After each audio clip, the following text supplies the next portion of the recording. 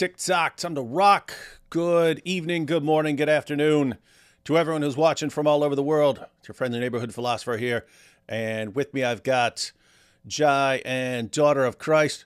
For some reason, every time I go live with them, it puts them on mute as soon as I go live. I think I just have to... Let's see.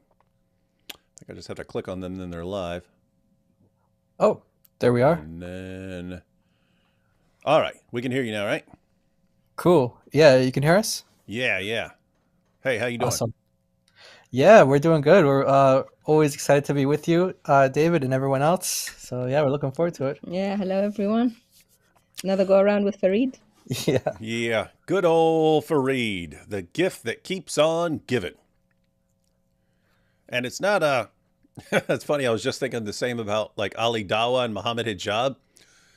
Because every time they go live, it's like you can make 10 live streams out of all the stupid stuff they say. But Farid's also like that, but it's totally, I don't know, it's totally different. Like Ali Dawah and Muhammad Hijab are just saying like idiotic stuff because they basically have the mentalities of children. Whereas Farid, he's just trying to defend the Quran and ends up saying a lot of stupid things. And so it's complete. They're different kinds of gold mines, or I guess if one's a gold mine, one's a silver mine. I don't know. But anyway, we got a bunch of guys giving us a steady supply of awesome content. So you guys have been responding to Farid for a while. So what are your overall thoughts on Farid and his you don't need to go into details because we're going to go through his latest video defending the different kirat. But what are you guys' overall thoughts on Farid as far as his general responses? Yeah, his general responses. He tries to respond. He tries his best to defend Islam, but he always fails. And like you said, he ends up giving us the opportunity to make a video and showing where his responses fall short, or in some cases where he's actually representing Islam, but it just makes Islam look stupid. So I'm sure we're going to see both of those today with his video. But yeah, Farid, I agree with you. You know, we were just watching a video earlier where apparently it was like Sneeko and Ali Dawah and Muhammad Hijab. They were all together in like this cafe or something. And Muhammad Hijab was saying that Andrew Tate has better qualities of the Jesus of the New Testament. And so he says things like that, and then other Muslims respond and go crazy, and what we're planning on doing a stream to respond to that as well. But like you said, they're just gold mines of content to expose Islam. So yeah, I think Farid's kind of like he's very low level. Yeah, he doesn't prepare. He just does things on the fly. Like if you watch some of his responses, he just has the books behind him. He says, wait a minute, let me go get the book, let me check this, and opens it. And you think, dude, didn't you not think to do this before the stream so you don't look silly? And then he says, oh, you know what, they're right. Yeah, it does say that. Powerful. What do you think? Powerful stuff. I have to say, AP and I have talked about this a little as well. We've had discussions in the past where we're categorizing the Dawah guys based on whether these are guys we would ordinarily get along with, or if we would never get along with them no matter what they believe. Like we concluded that it wouldn't matter. Like Ali Dawah could become the nicest Christian in the world. We still wouldn't like him, just like personality wise, super annoying. Same thing with Muhammad Hijab and some of the others. It's not because of what they're saying. It's not because of the content of their message. We just would not get along with these guys. We would, personality-wise, we would clash. Whereas we have agreed in the past that Farid seems like someone we would get along with. He seems more chill and laid back, and so with him, it's just he wouldn't. In other words, he wouldn't get along with us because he's a Muslim and we criticize Islam. So if it weren't for that, if he believed something else or didn't have a problem with us criticizing Islam, we'd probably get along. Anyway, should we go ahead and jump into Farid's new video? Yes. Yeah, I just want to say though before that, I think Farid, and I've seen him say this in some of his videos. He expresses a lot of arrogance, and he thinks he's like, he thinks he's like this very knowledgeable, like know-it-all. He He's got ain't like nothing. he's got like this know-it-all type of personality. And I had one conversation with him. It was on an app called Clubhouse, and he was trying to deceive the people in the room about the different readings of the Quran and all this stuff. And they let me up on the stage or the platform to talk to him. I had a short conversation with him about it. I think it was like a half hour or something, or maybe it was actually a little longer because it switched to the New Testament sometime after that. But he what he does is he's like kind of on videos. He seems to be like more gentle and things like that. And but when he was in person, when like, or no, just on the microphone, I mean, like we were kind of interacting like it's like a phone call or something like that. It's like he's not as confident in his presentation of the facts and the material, and he actually conceded on a bunch of points. Huh. So I don't know, maybe the arrogance is like it's like a thing just for YouTube, and he just So it's an act. yeah, it could just be an act, and then maybe behind this, maybe like in real life he's like a humble kind of person. I don't know. It's Well, that's interesting because I mean that's actually good. And if he's not actually this arrogant, because I mean he's dialed it down. Like if you go back like 4 years ago, he sounded like the most arrogant person in the world. Like he'd dial it up. So you think that you're going to come here, David, and tell me what? Like everything he said. And then anyway, then I didn't pay attention to him for a while. And then I clicked on another video. I was like, oh, he doesn't sound exactly like that anymore. So anyway, I don't know. yeah.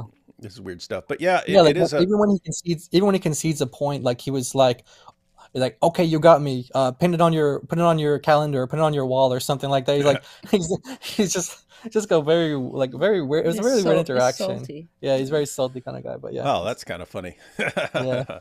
Anyway, so I don't know if he's not responding to me here. He's responding to a question from one of his viewers, but it was the question that was raised is like something that I said like 2 days earlier in a live stream. So I don't know if it just came up again for that person, or if that person is watching one of our videos and I asked it. So then he ran to Farid to ask the question. But I had, in a recent live stream, I'd raised the question about the different kirat, and I basically said, why don't you just treat them as mistakes?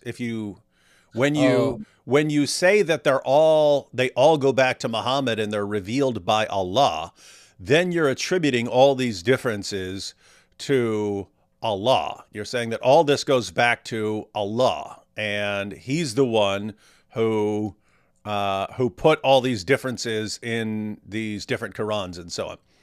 And I said, especially when you end up with contradictions, then you're attributing those contradictions to Allah, and you're saying those are in Allah's eternal Quran somehow. And I said, why don't you just say scribes messed up? Then you're not blaming Allah at all. You're saying human beings screwed up. Why would blaming Allah and saying Allah revealed this contradictory nonsense, why is that a superior idea to you than saying human beings make mistakes when they copy books by hand? Why do you want to have it that way? Why do you want to put the blame on Allah? So anyway, someone, as we'll see at the beginning of this video, someone asked Farid, why don't we just say that the different kirat are due to scribal mistakes and so on? And he gives a response. Just wanted to put one comment up from Black Angel here. How is it, child graping when there is parental consent? Famous tweet by Farid when people were calling out Muhammad or others for child marriage, and pointing out that little kids are incapable of giving that kind of consent. And then Farid said, how is it grape when there's parental consent? It's like hey, yeah, some 50-year-old dad says, yeah, you can go do this to my little daughter and so on, and it doesn't matter if she has any clue what's going on. It's fine as long as you got parental consent. Wow. Nice, nice, nice, nice stuff. Shout out to who sent these? Shout out to Prono22 for gifting some Roadshow memberships. Actually, we got 2 super chats. Let's take these real quick, and then we'll jump into the video. Let's see. First live stream I've been able to catch. Love your work. Keep exposing the Dawa lies, brother. I'm wondering if this because we're live earlier for European viewers, as much as I pretend to dislike Europeans. I really love them. Secretly love them. Hyperactive says, David, I really appreciate your guests, but I don't think they like juice that much. Watch their video, Apostate Prophet versus Daniel Hakikachu, at about minute 33. You'll understand. You guys know what that's all about? I don't know, but they have it timestamped. Depends what kind of juice. Yeah. So I think that was.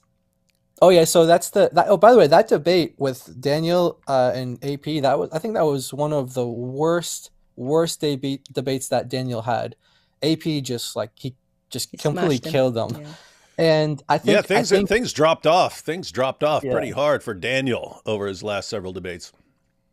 Yeah, so I think during that debate, what we said was that we're not going to defend the Talmudic statements that Daniel was objecting to, or something to that effect. And we agreed that the Talmud says things that go against the word of God. And so maybe that's what they're referring to. I don't know. But I don't know why that would be a problem. That's exactly what I think. Guys, just so everyone knows, I don't believe in the Talmud. I think there's all sorts of very problematic claims in the Talmud. However, I think that you should represent books accurately, and so sources, whatever they may be. And so when you see groups like the Groypers saying that this text says this, and you look at it, and all you have to do is read around it, and it's not saying that, or sometimes it's saying the opposite, you got to call it. You got to call it out. You got to call out dishonesty wherever you find it, ladies and gentlemen. So guys, at the end of the day, the Talmud could say everyone should be an axe murderer. That would not mean that we are fine with it. But if someone says the Talmud says everyone should be an axe murderer, then no, it doesn't. No, it doesn't. So depending on context, sometimes you might want to respond to stuff. Basically, if you're responding to people who are trying to use something that they're making up or twisting to stir up violence against Jews or something like that, that's a good time to respond to things. But guys, at the end of the day, we don't believe it, so we have no. It's not like criticizing it. You're breaking us up or something like that. No, our feelings are all hurt. Yeah, so Daniel would he'd take quotations from the Old Testament and he'd mix it with the Talmud. So I was saying we're just going to be responding to the biblical part. We're not here to defend the Talmud. And yeah, we don't dislike the Jews. That's not true. We love Jews. We love everyone. We want them all to be saved. In fact, we have a video on the channel where I debated a panel of I think it was 4 or 5 Orthodox Jews, and you can watch for yourself to see, does this guy hate the Jews or does he actually believe that they're lost and he wants them to come to the truth? And you can come to your own conclusions. It's compare it to someone who like you said, David, there's people who use certain information to try to attack the Jews or make them look whatever type of Actually, it's kind of funny because we were just talking about this. I think it was Nick Fuentes and Candace Owens. They recently had this big beef because apparently Candace has been she kind of she took away he's oh, she stole my talking points and didn't deal me in or something like that. And so there's this beef between the what do you call them, neo-Nazis or whatever like that. She's getting she's stealing his followers or something. So you can compare someone like Candace Owens or Nick Fuentes, how they talk about the Jews, and then watch that video where I had the discussion with the Jews, and you'll see a world of difference there. And that's it's actually pretty funny watching that, because the Groypers are a group of white nationalists, right? They want a white Christian nation, and then so these are people who I mean, they would obviously be thinking of Candace as a useful idiot. Here's a useful idiot who can help us against Jews. Ultimately, they would think she is not welcome in their country. That like she cannot be in the same country with them, and yet they're all willing to buddy it up for Exactly. if it helps them against Jews. Nice stuff. Nice stuff. Hey, could you do a video reaction of a video called "Scariest Hell Testimony Ever"? It has a green background. There's so many testimonies of hell. There's even studies on NDEs, near-death experiences. Also look up Touching the Afterlife. Yeah, those are... I screenshotted that so I can get that exact video. But yeah, that is one category of near-death experiences. So lots of people have near-death experiences. They're very common themes that, you know, you see a tunnel and you're going through a tunnel or something like this, and you're going towards a light. Also seeing your entire life sort of recapped before your eyes, your life flashing before your eyes and so on, like your entire history. Some people say that they can actually zero in, like you're seeing it all, but you can like zero in on certain moments and so on. So anyway, there are common themes, but one of them is actually people who go to a scarier place. And I actually know someone who had one of those. He was Really? yeah. He said it wasn't, he said it wasn't a feeling that I was burning. It was darkness, and that it was so crowded. He said it was just so packed in and so on. But I mean, one also common theme of near-death experiences is lots of time they have a really, really significant impact on people when they come out of them. Yeah. Yeah, I think I don't know if it was Craig Keener or and I think his volume on miracles. I think he documents some, but Gary Habermas definitely does. And yeah, the stories that they tell are like amazing. Like sometimes they're like in the operating room, and then they can tell you like, this isn't like a hell experience, but just like a near death experience. They can tell you like exactly what was going on in like the reception or something like that. Like they can recall events like perfectly, and they bring them back to life, and they like tell the exact story, or in some cases I think he documented like there was like a tennis ball on the roof of the hospital or something like that, and they were able to see that, and it just something that you just can't deny it. It's like the information that they come back with. Yeah, that's also a subset of near-death experiences. They call them veridical. It's one where the person comes out of it and knows something that person could not have possibly known, just based on like, the ones, especially the ones where the person's is brain dead and ears are closed and so on. And then somehow the person is aware of everything. Anyway, yeah, lots of interesting stuff going on there as far as, especially, because people think, oh, I have dreams and I kind of invent this world. So why couldn't that be happening? Well, a couple of things. One, some people, their brains are completely shut down and they're still having experiences. But also when you wake up from a dream, you think of the dream as like less real. It's like you wake up to the real world and you're like, oh, that was less real. People have the opposite effect. I mean, it's the opposite effect with a near-death experience. They describe it as like hyper reality. Like that's more real. And then when you come back to it, it's like you came to something that's less real. So anyway, that was wild stuff. Let's see. Thoughts on Andrew Wilson making an argument that Muhammad damaged Aisha, since 9-year-olds have a 2-inch canal, and Muhammad would either have to have a 1.8-inch noodle. Yeah, I didn't see what Andrew Wilson said. And I'm not sure about the measurements biologically, so I wouldn't know how to comment at this point without doing. Yeah, he had a debate with Muslim Lantern, and I hadn't heard of this guy. I was just under the impression that this is just like I thought like it was like a Christian guy who's going into debate, and when I tuned into it, and it was like, okay, that's not what I was expecting at all. And the one question he kept asking was about basically about Muhammad, and like if he it was a really weird discussion. But I'm glad that afterwards they did a debate between Muslim Lantern and Jay Dyer, and that was much better. That's what was confusing me, because I saw somewhere that Muslim Lantern was debating Andrew Wilson, and then we went live and people said people were saying, hey, Jay Dyer's debating Muslim Lantern. I was going, no, I think that's Andrew Wilson. So I was correcting people, but apparently it was just separate debates. Yeah, it was a separate debate. Yeah. And it is hilarious how so many debates now are coming down to sex with children now. These Dawa guys, hey Dawa guys, keep it up, man. You're doing great work, turning your entire religion to one massive defense of sex with little kids. And last one here, I think it's that you compare it to the Quran and make both teach the same evil. You can say the Talmud just like the Bible. New Testament, not perfect, but not to put all on the same level as the Quran. Not sure. So it sounds like you were saying that the Quran is just like the Talmud is just like the Quran. Well, I mean, in the sense that we don't believe that. Yeah, I don't remember saying that. Um, But yeah, I mean, I don't. I mean, maybe we said like the Quran takes things from the Talmud. Maybe in some cases, like which it like does. like killing one of the innocents, like killing the whole world, that kind of thing. Maybe that's.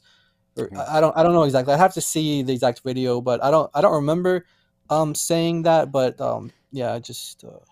Yeah, and again, Moo Joe, at the end of the day, I wouldn't care if someone criticized the Talmud or said that the Talmud is filled with false things. It is. And interestingly, an Orthodox Jew would acknowledge that there are false things in the Talmud, because sometimes you have completely contradictory positions in there. So, yeah, not terribly interesting to me if Christians don't believe in the Talmud. I don't know any Christian who believes in the Talmud. So, Yeah. yeah. What I believe about the Talmud is that it is a record. It's a record of rabbis discussing interpretations on passages and how they need to be understood as time goes on and so on, and so it's true in the sense that it's a true record of these discussions and so on. But yeah, so. Yeah, I don't know. I think we can also use the Talmud for a number of things. Like you might hear an objection to say like, "Oh, this Christian belief is like some pagan, crazy, like Greek idea." And then like, actually, no, you can find the same thing in the Talmud. So it's actually a Jewish idea, and so you can use it to show actually. Like if you think like, I don't know, like there's a teaching of like a righteous dying for the unrighteous, for example. Like that's a Jewish teaching. A lot of people think, oh no, that someone dying for someone else's sins, or their sins be taking making atonement for other people. That's like this pagan practice, but no, that's a Jewish practice. It's in the Talmud, and it teaches that the death of the righteous does make atonement. So I mean, it depends on the discussion, but we do reference the Talmud for a whole bunch of different things, but. I just don't remember saying like they both teach the same evil. Maybe I could think of a context where that would be like, maybe justified in like denying Jesus maybe, but I just don't remember saying it. Yeah. Yeah. And I mean, no, I mean, there's also some messed up things. It's that my other problem. So one is when people just completely misrepresent it. And so what you'll have there is sometimes you'll say, Rabbi so-and-so said this. And then Rabbi so-and-so responded to him and said, you're wrong. It should be like this. Right. And the groups like the Groypers and so on will take what Rabbi so-and-so said and say, see, this is what Jews believe. And they'll make it this blanket statement when your average Jew's never even heard that before. They've never heard that. They've never read it. They've never heard it. So one, you're applying it to all Jews when they aren't familiar with it. And two, you ignore that there's the opposite teaching from some other rabbi. And so the point is, Groypers and Muslims, they treat it like it's the Quran, in the sense that it's just a collection of commands from God, and therefore anything you find in it is a command from God. And therefore, like something in the Quran, a Muslim would be required to believe in that thing that the Quran says. Therefore, a Jew would be required to believe in everything in the Talmud. You can't believe in everything in the Talmud because, again, you've got debates among rabbis, and they're saying the opposite thing sometimes. So anyway, But yeah, so guys, if anyone out there has actual criticisms of the Talmud, here's where I have a problem with that. I don't have a problem with that. I have a problem with lying about it, which is what the Groypers and Muslim apologists do. Exactly. Yeah. And yeah, on Daniel Hakikachu and his stuff, it's I mean, I said it before. I said it before he started having his losses. I've always pointed out that the Dawa guys have sort of short career spans because they come out and each one's got his new way of doing things. He's got his new shtick or something like that, and it works for a while because the Dawa guys look for some new guy who's got some new way of doing things that people aren't prepared for, and so he can score some like debate points and so on. But eventually people catch on to what the method is, and then they destroy it. So Daniel's thing was coming out and citing 27 different scholarly articles that no one's read. No one's read. So when he's saying, and this article says this, and this article says that, no one's in a position to say that's not what the article. You're not familiar with the article. And so you just have to kind of take him at his word. That doesn't work forever. Eventually you run into someone who will actually read all the sources, which is what Inspiring Philosophy did.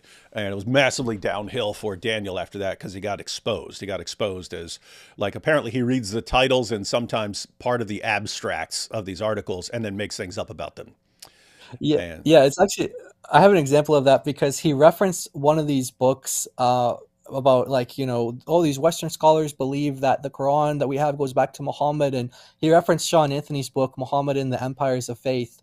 And I scrolled through, I skimmed through the book, and I looked for every time he referenced manuscripts. So I decided to ask him on Twitter, because some of these guys, like, Sean Anthony, he's like very active on Twitter. So I just asked him, I said, what's the scholarly consensus or the academic consensus on this topic? And they don't say that the Quran goes back to Muhammad. They say it goes back to Uthman. That's what they say. So and then they acknowledge that other companions had different Qurans. So if you want to get that Quran of Muhammad, there's a lot of, well, did it say, like, the way that Ibn Masud said it, or did it say the way Uthman said it? Like, there's different ways to go about it, but they don't actually say what he was claiming they said. Like you said, he just says at the title of a book or says the title of an article, gives the author name, the scholar, and then just, oh yeah, I said it, so there it is. But you look it up and it's not there. Like I said, I actually asked the guy himself, and he said, no, that's not what we believe. We don't believe it goes back to Muhammad. We don't believe we have manuscripts that go back to Muhammad. That's good. That's good. Lowther says, hey, David, life is treating me good, and I think God would like me to share it. That's good. Everyone else I hear from is like, everything sucks. So it's good to hear that things are good. Emitai says, as an Israeli Jew, we learned the Torah at school, but I haven't even heard of the Talmud till 18 and never read it. Love from Israel. Keep doing good. And that seems to be fairly common. Like, yeah, again, you have Muslims who think of the Talmud like the Quran in the sense that it's this collection of commands and therefore they can take anything out of it. And that's what Jews in general believe. Just like if it's something in the Quran that Muslims in general are supposed to believe this and so on. And it's just it's not true. Most Jews are not familiar with the contents of the Talmud unless it has impacted their lives. But even among Jews who are very familiar with the Talmud, they would not interpret it the way like the Groypers and the Muslims are saying they would interpret it as this collection of commands that are binding on everyone. Yeah. I think it just depends on also like how religious your family is. Like if you grew up in like a more religious Jewish community, they have something called Daf Yomi, which is basically like a daily page of the Talmud or something, and so they're familiar with it. But it just depends. Most of Israel is secular, so they're not like these super religious. Like the black suits and black hats and the peyot or the those kind of that's not your average Israeli. And in fact, your average Israeli is against those guys because they think that they're like backwards or something, or they're like making the country like look bad or something like that. You see a lot of fights between the your average Israeli and then like these ultra religious Jews. So when people try to paint them as like, oh, all these Jews are like this or whatever, like that, it's like actually there's a lot of diversity amongst the Jews, and the religious are. I don't know the exact number, but maybe like 20% or something. I don't know. Like it's not a high percentage. Yeah, no, that's the impression that I got from interacting with Jews. Is again the Groiper message is he'll go through this meme. So Nick Fuentes, he does it in a speech. He goes through this meme of quotations from the Talmud, and then he says, "And if the president of your bank believes that about you," and it's like, wait, so you think like every Jew just has these things memorized and is acting on these, when again, if you go to them, very frequently that's not what the passage is even saying, or it gives multiple comments, different perspectives of different rabbis and so on. Anyway, just not dealing with the top brass there. Review Andrew Wilson's opening. It puts Muslims in a rock and a hard place. So either Mo was too big and caused damage, or has a tiny little noodle new angel. We'll check it out. Because this sounds funny. Since you left before AP read my super chat here again. How's it going, Joel? And what is this? David ain't no morning wood, nor is he a dry wood. His skin is tough as hardwood. He roasts jihadis like firewood. His knowledge is compressed like plywood. He's looking like flywood, and the movie will be made by Hollywood. I helped you out there. Hey, guys. Is there a mention of Muhammad's father in Islam? Yeah, Abdullah. A guy named Abdullah. Died before Muhammad was born. Possibly long before Muhammad was born. Boom Boom Room idea. Muhammad and Aisha's garments arguing with his own sock puppet, Allah turning Zionist. Oh, that's funny. Yeah, that would be funny. Arguing with his own sock puppet. The Talmud is full of contradictions. Hey, and this super chat is in shekels, so it's authoritative on all matters related to Talmud. The Talmud is full of contradictions and it's very structured deliberately, as rabbis debate each other in even different eras, but they are presented on the same page in regard to a Torah Mishnah passage. Yeah, that's what I'm talking about. You can't possibly read it the way Muslims and Groypers think that someone is reading it. So one, you have tons and tons of people who aren't familiar with it.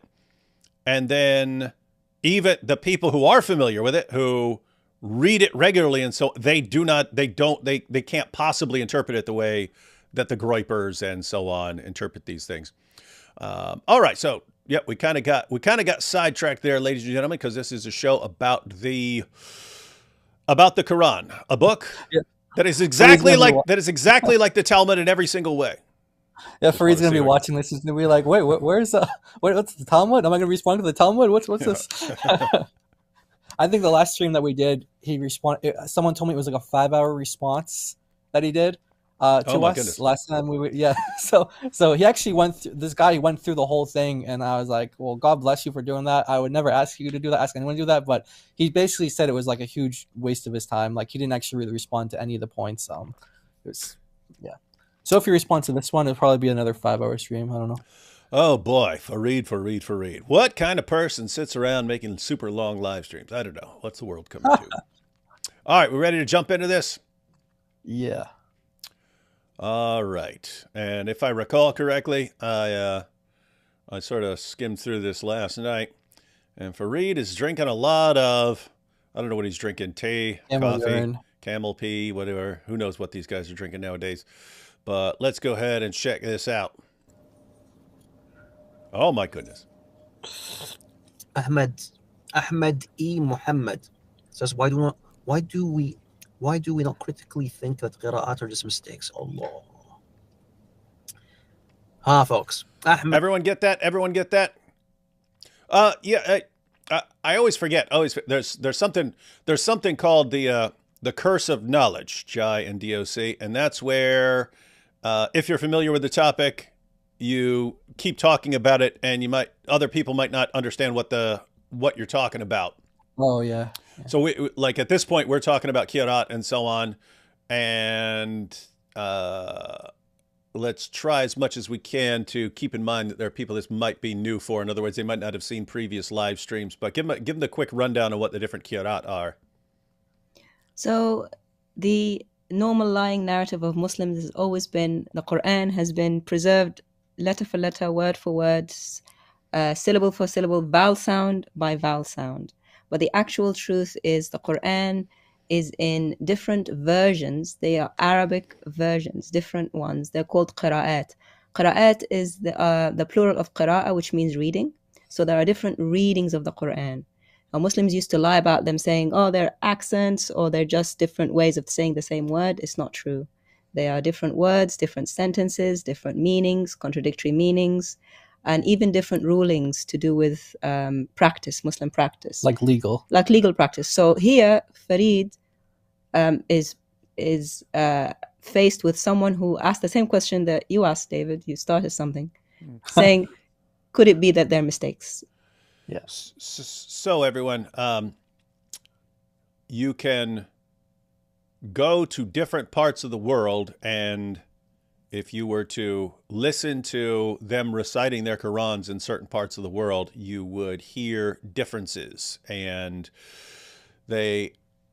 Muslims actually believe in different Qurans, and they call them the Qirat. And after decades of Muslim da'is saying what DOC just said, namely dot for dot, letter for letter, then all of a sudden you had all these young Muslims who were confused. What are you talking about? There's different Qurans, and we have different Qirat, and so on.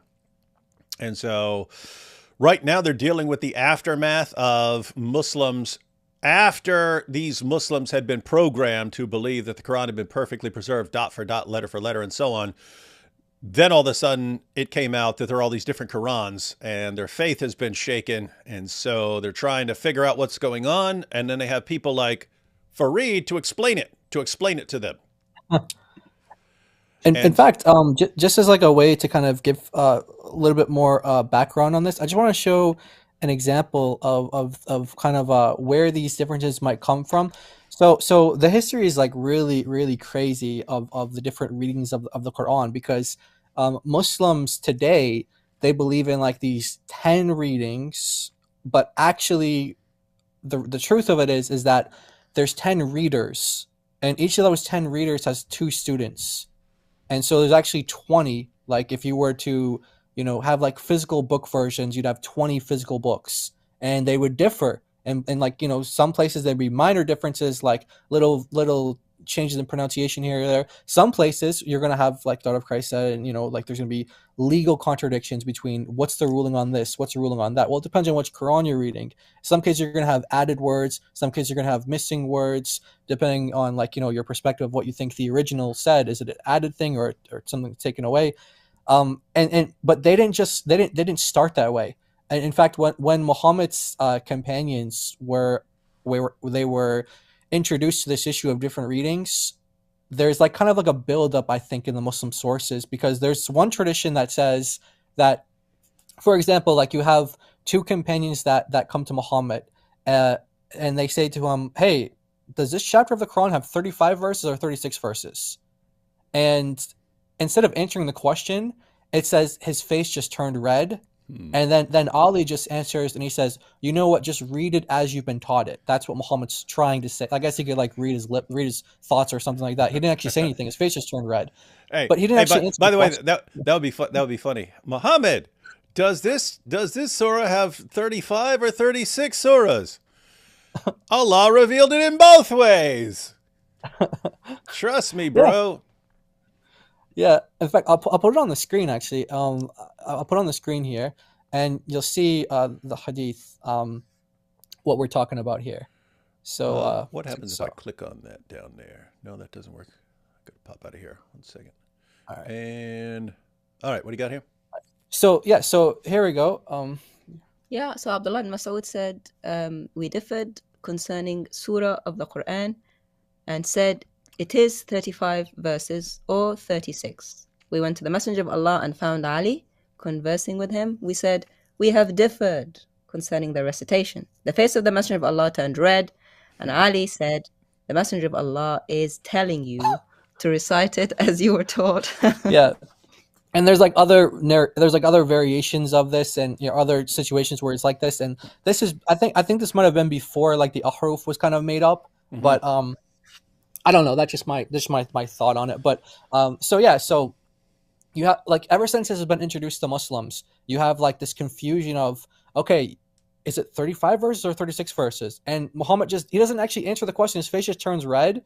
So you can see the confusion that comes from that. And in fact, when you do get to the topic of ahruf, which is something that's inexplainable from the Muslim perspective, they have over 40 opinions as to what ahruf means.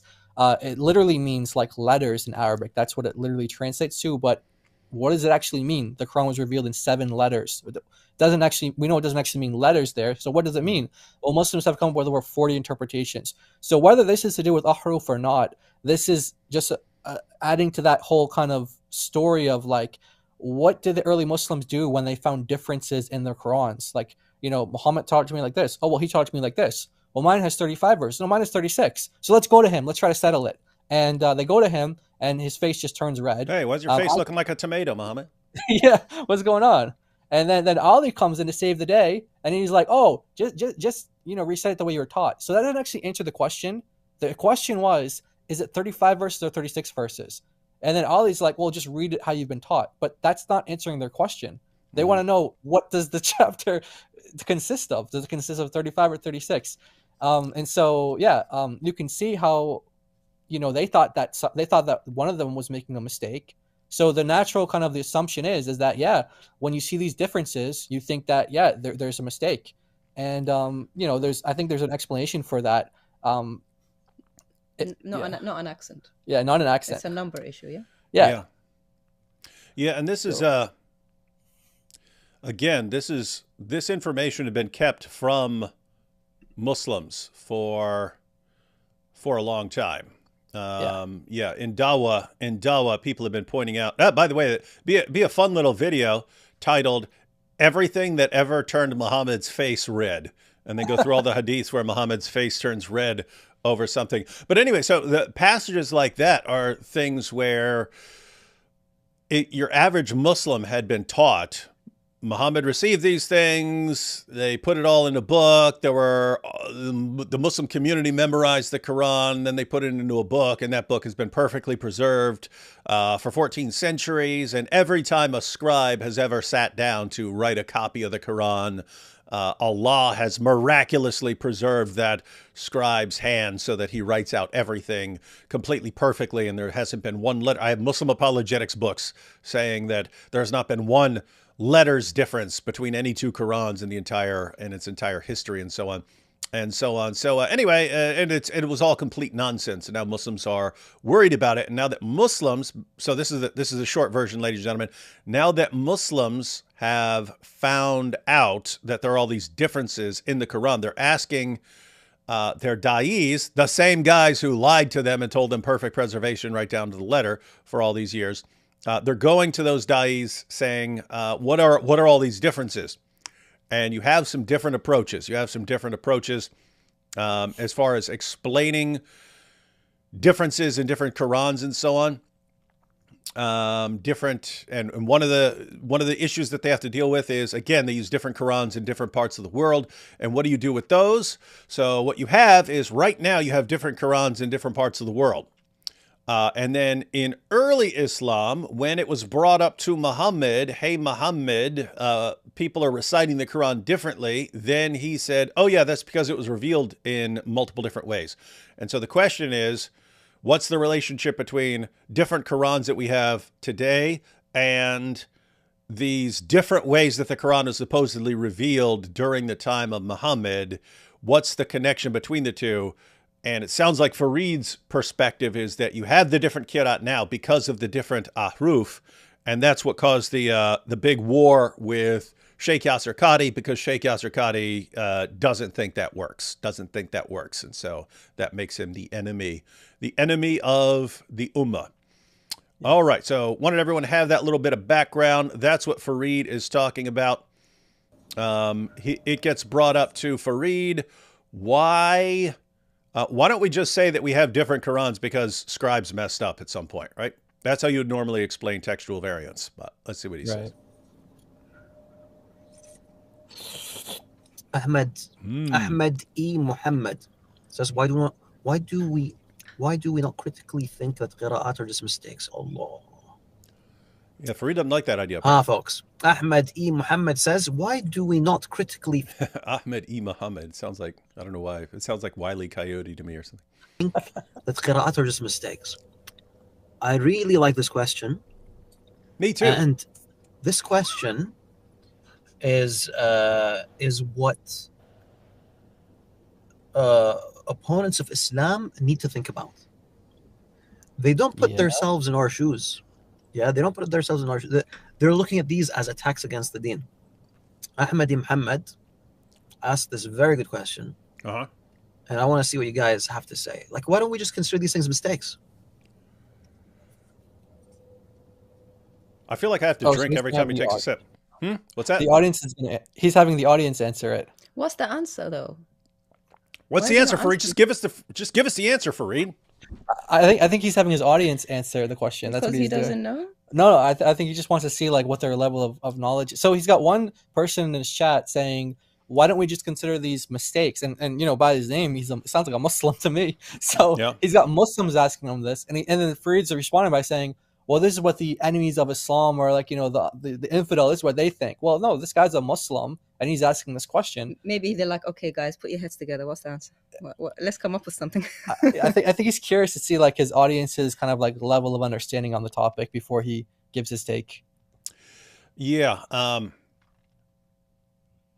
Yeah, seems like he's giving a little pop quiz to his audience here, but it's an issue I would have to disagree on. Like, if I became a Muslim tomorrow, God forbid, if somehow I saw, you know what they do, they have all these scientific miracles, and contrary to what Ali Dawah says, these have not been debunked, and it's actually obviously the true inspired word of Allah, and I now convert to Islam, I would still view the Qira'at as the result of textual errors by reciters and by copiers of the Quran. So, but anyway, he's got a different perspective. By the way, you wouldn't be out of line with what the early Muslims believed in, and I have multiple sources that say that. You have, like the guy who compiled, you know, so how it started was like you had 7 readings compiled at first, like the 7 readers, and then that was in the 10th century, Ibn Mujahid, and then Ibn al-Jazari came around the 15th century, and he added 3 more readings, so that's when you get the 10.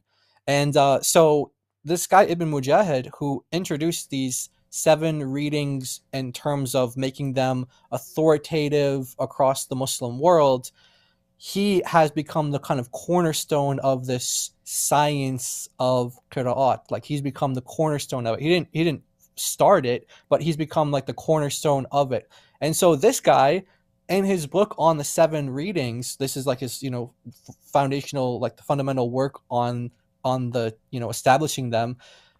He says that over and over, oh, this person made a mistake, this one made a mistake, this one made a mistake, and it's all over the place. Like I think Shadi Nasser, in his book, he notes like 66 times, and I don't know if that's exhaustive or it's just an example, like of 66 examples, but at least 66 times where he's just saying, yeah, this reader was wrong, this reader is wrong, and then you start reading like At-Tabari, who's also a 10th century Muslim, and you start seeing, well, he said this one was wrong, this one's mistaken, and it's like, well, wait a minute. They had completely different views on the different readings of the Quran, because today, someone like Farid would say, these are all divinely inspired. They all come, Muhammad said it like this, and he said it like that. You know, he said like both ways, all the ways. He said all these ways, and they're all inspired, they're all divine. But the early Muslims, all the time, they were just saying things like, this one's a mistake, this one's wrong, and this one's... It's like, what where'd you guys... You know, and then there's like a shift that seemed to have happened... I don't know exactly when it is, maybe like 13th century or something, when all of a sudden you have some Muslim scholars starting to say, hey, you guys know when Ibn Mujahid said that there are mistakes in their readings, and Ibn al-Tabari said that, and like, you know, their students, yeah, they were actually wrong, and here's why they were wrong. And so it's like, it's like, you know, the later Muslims are going back and trying to correct history and say, yeah, these guys were wrong for this reason. So yeah, you'd be in line, God forbid, with the early Muslims if you believe that as a Muslim. And this Muslim who's asking the question, if he actually does believe that there are mistakes, that's a position that the early Muslims held to. In fact, Yasser Qadi, Farid knows better than anyone because he's the one who leaked the emails. That's his position. Good job, Farid. His position is, yeah. Yeah, and so the impression that people are going to get from Farid in his videos on this is this has been like a settled deal, and people have always understood this. And yeah, when you actually look at it, even the surface level,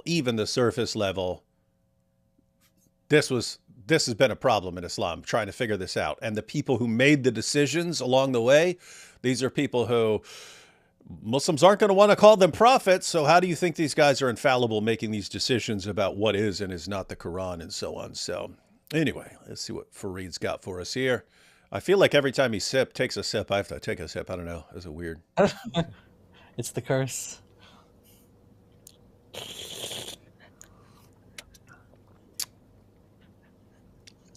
And like if you I'm not gonna say anything. I'm not gonna say anything. Good.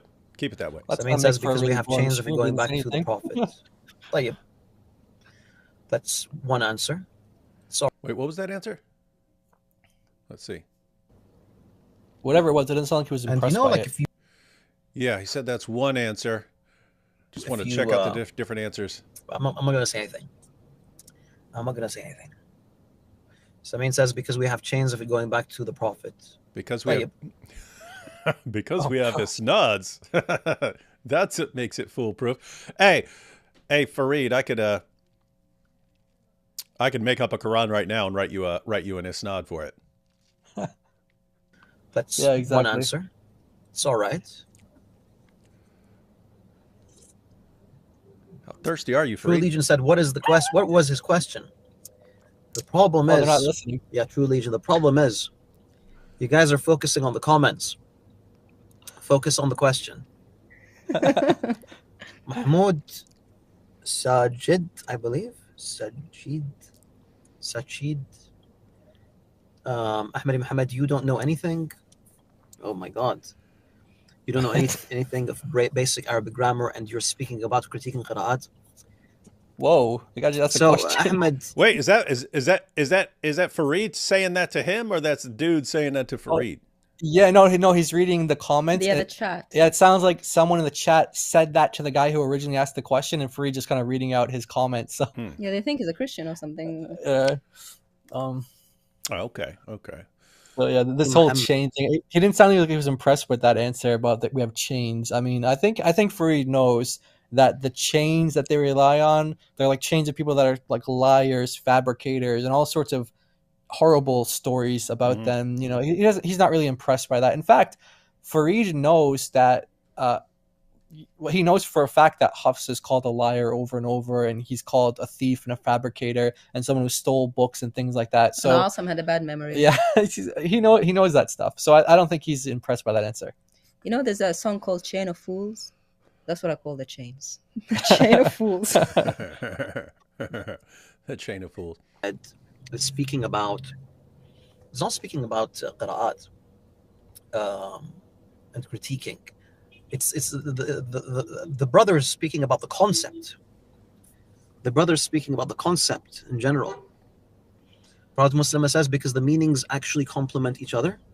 That's one. Nope. we hear that too. So guys, keep in mind, for years we heard not one letter's difference. And then when people found out about the differences, then it became, but that's just because people speak different dialects. And so it's like different accents. That's what we heard. It's different accents. And so that was the new explanation. And then it came out that no, these things are not different dialects. They have different meanings. And then it was, but the meanings complement each other. The meanings complement each other. And so basically every new thing that people find out about the Quran, these guys have to come up with a new story and a new explanation. Yeah. Not surprising though, since that's what their prophet had to do. Yeah. That's another reason. Yeah, I mean, So, Okay. you could say that for some of the readings. Like you could say like, oh yeah, this adds a complementary kind of detail or something. But you can't say that for all of the readings, right? Mhm. There are some readings that are clearly contradictory to the point where some Muslim scholars, we have a quote from Ash-Shanqiti, for example, where he literally says that in chapter 11, verse 81, the story of, Lot's wife, he literally says that there's a contradiction. And, we've done a stream with you where we went over like a whole bunch of contradictions. So yeah, it doesn't work. That explanation doesn't work for all of the differences. It works for some of them, but you also have contradictions, irreconcilable things that you just can't say, oh, these just complementing meanings. Like, for example, you have different legal rulings, right, that are given as well.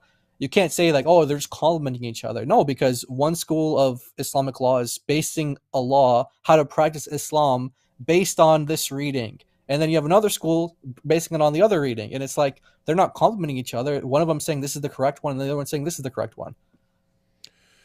Yeah, and I guess the overarching theme that you find in Muslim dawah with regards to the Quran is they give some they find out what the other person knows, and then they give some overly simplistic explanation for what that person has found out. So if the person doesn't know anything, they say perfect preservation right down to the letter. Very simple simple idea. Every Quran in the world completely matches up every other Quran. It's false, but it's simple. Or if you find out that there are these differences, then, it's just different accents. Like you've solved the problem. It's just like different accents. You've solved the problem, but simple to understand. We understand what it's like to have different accents. And then people find out more about the Quran and then, oh yeah, but it's complementary. And so, oh, okay. So yeah, it was revealed in these different ways because they had complementary meanings and so on. Still a little confused. Like, why would Allah reveal it with these, in these different ways to give these complementary meanings and so on? And then you find out, no, they actually can have different rulings on issues and even contradictory meanings. And so then I don't know what Farid's going to say about those because I haven't seen his response to that. But he's still in line with dawah in the sense that he's making it sound like this is kind of a simple issue, when the real takeaway from the Yasser Qadi interview was these guys have no clue what's going on, and it's one massive mound of confusion. Yep. All right, back to our buddy here. Skullinator says, what's the question? Skullinator? Hey, shufa, I was writing a question. All you punks. There's like 100 people. There's 103 people here, and like 2 people heard the question. I'm so disappointed in you guys. Farid calls 101 people punks. Punks. Ahmed says Quran is transmitted with tawatur. That's another one. Ooh, He's still not impressed. He's still not very impressed. easy way of approaching it. There's a very easy way of approaching it. Yeah, and the easy way of approaching it is because I say so, and I'm the dawah guy. And that's what you're supposed to do, Muslims. You're supposed to believe whatever your dawah guys say. Yeah, just repeat after me. If Repeat. there was one answer, why are there so many different answers from the Muslims? Yeah. Farid's going to give the super official answer. Let's see.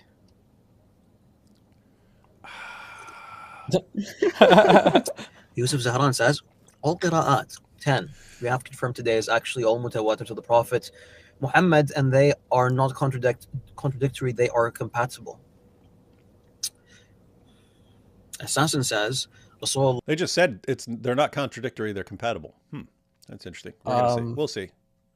Okay. Yeah, that's not true. We already addressed that. We brought up 1181, for example. That literally is a contradiction. Are they all mutawatir? And they're not. They're It's not. true. I mean, this idea, I don't think you can find that concept for like the first 5 centuries of Islam. This idea of like tawatur, in being introduced to the Quranic readings and things like that. You don't see that. That's a later innovation that they kind of came up with. But the early Muslims, like At-Tabri, for example, he never said anything about like tawatur, and So by the way, this idea of like tawatur, this means that something has so many narrations or so many chains for the same exact thing that it's just undeniable. It's like, the sun setting, for example, as like, you have so many different people reporting the same thing from all different areas or whatever. It's just undeniable. But actually, which is not even all Sahih hadith and mutawatir, only like a very small percentage of hadiths, even from Sahih or mutawatir, you're talking like less than 5%. Yeah. So on that issue, so we know what that means with regard to different hadiths. So when he's talking about different qiraat, is he saying that each one of the 10 is known from so many different chains that what like again I understand it with hadith. What's he saying about it with regards to the Quran, applying the same thing? That's what he's saying. That's what he's saying, that all these 10, at least that's what one of his answers from the chat said, that all 10 have the same number of, huge number of narrations or transmission chains from so many people for all the 10, which is impossible and it's not true. Yeah, but we don't have them. Yeah, he actually doesn't believe that though. Like, he doesn't actually believe that there are traceable chains for that. He just takes it by faith by saying things like, oh, all the Muslims of this region, they recited the Quran like this, so therefore it must have been. But he doesn't actually have the chains. Like, he doesn't have. So, for example, there's Ibn Jazari. He used to have this position. He's that 15th century scholar that Muslims call like the giant of Qira'at studies. He's like the so-called giant of that field, and he used to hold a position that all the readings are they have like tawatur, they're all mutawatir. But actually he changed his opinion and later on, and he said no, actually they couldn't have been, and they've only been narrated to us through single ahad transmissions. They're not mass transmitted to that level. And he actually said for all, like, let's say if you get the 10 qira'at all together, and let's say you have like let's say in like one sentence there's only like, let's say, a couple of words have variations, but for the ones that have all agreement, you could say like you have you have tawatur on those particular words. But for the ones that differ, you don't have that. And so and he also argued that if you have tawatur for something, then you don't need other things. Like, they have other criterion for what makes like the the Quran, like what the Quran is. It says they need to like align with the Uthmanic codices, like the script of Uthman needs to align with Arabic grammar, agree with Arabic grammar, etc., etc. So if you have those are just two, but there's three criterion that they use. But and then if you add the fourth one of tawatur, it's like you don't need the other ones, because if something's tawatur, it doesn't need to align with Arabic grammar or not. It's like this is something that just apparently just self-evident because so many people have known it. So the giant of these studies, and like I said, early Muslims didn't believe this for the Quran. In fact, I have a video here. I have a video here from Muhammad Hijab during the interview with Yasser Qadi, and he says that, yeah, and he says that his scholar Akram Nadwi doesn't believe that the qira'at are mutawatir. Check it out. Listen to this. Uncomfortable, but it's just to make things uncomfortable. As you know, I spend a lot of time with Sheikh Akram, yeah, and we had these conversations about the qira'at. His view is that okay, the qira'at are not mutawatir. They're not. He made that public. It's not something which is on his YouTube page. Many people for many years, if you look at the early times you had of, I don't know, Tabari or whatever, it's clear that the question of tawatur was not always a straightforward one with all 10 qira'at. So there you go. His scholar, his Sheikh Akram Nadwi, doesn't believe that the 10 readings are mutawatira, and he says that the early Muslims, this wasn't a straightforward question. So they're not mutawatir. Yeah. Otherwise, there would have been agreement on everything, and there isn't. You don't find that. Yeah, and that's kind of my issue with Farid. Again, they just give all these overly simplistic responses to things, and they pretend that this is just really straightforward and simple, and it's a mess. It's a total mess. And anyway, I don't know what to do. So anyway, the point is, if you watch Farid, he's sitting there answering these questions, and by the end you'll get, oh yeah, Muslims have this figured out, and Muslims are all on the same page, and Muslims understand this, and this is pretty easy to understand, and all this goes back to Muhammad, and it's complete nonsense. Even if Farid wants to say this is what he believes, representing it as this is so clear, and it most certainly isn't.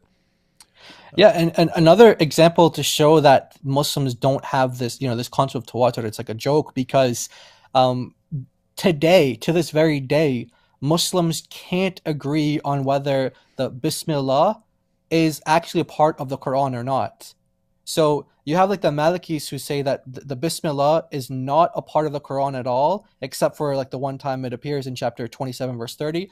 Then you have the Hanafis who think that the Bismillah is not like a verse in and of itself, but it's just kind of like a chapter divider. So it's not like a verse, but it's like more like a chapter divider. And you have other schools that say different things. We have a quote here from Sheikh Ashankiti. We referenced him earlier, where he admits that there's a contradiction in chapter 11, verse 81 between the different readings. But he says the scholars differed concerning the Bismillah, which is in the name of Allah, at the beginning of every surah, or only at the beginning of Al-Fatiha, or is it not a verse at all? So he doesn't even. So he doesn't know.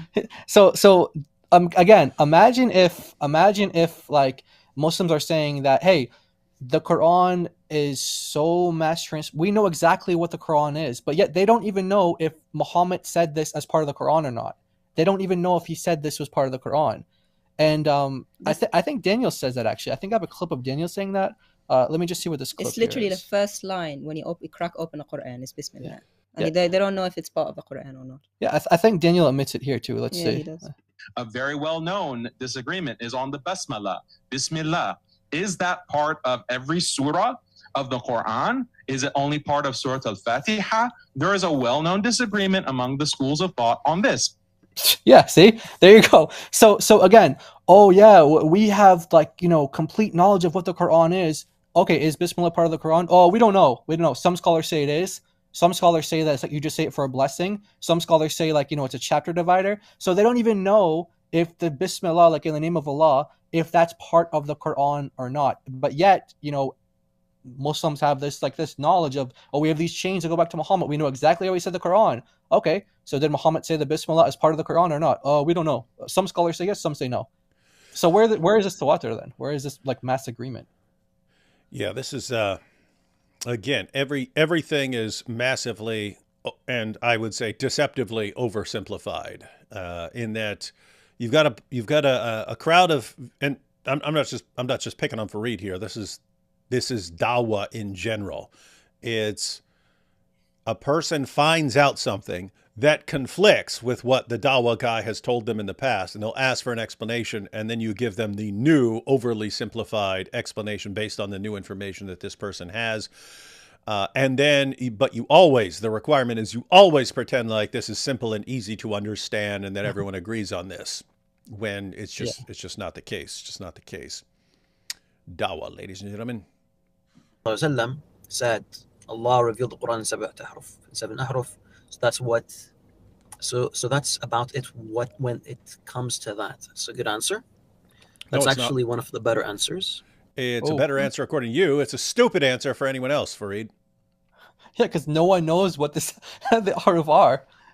It's like, yeah, that's a great answer. Okay, so Farid, what are the ahruf? Oh, I don't know. So how do they account for all the differences that you have in the Quran today? Oh, I don't know. I don't know. It's like, you go to the Muslim scholarship on what the ahruf are. You're gonna be all over the place. You get into the scholarship of, do the ahruf even exist today or not?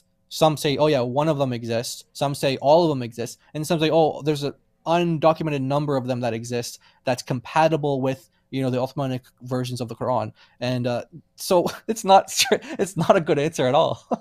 Yeah, that's terrible, guys. That's terrible, everyone who's watching.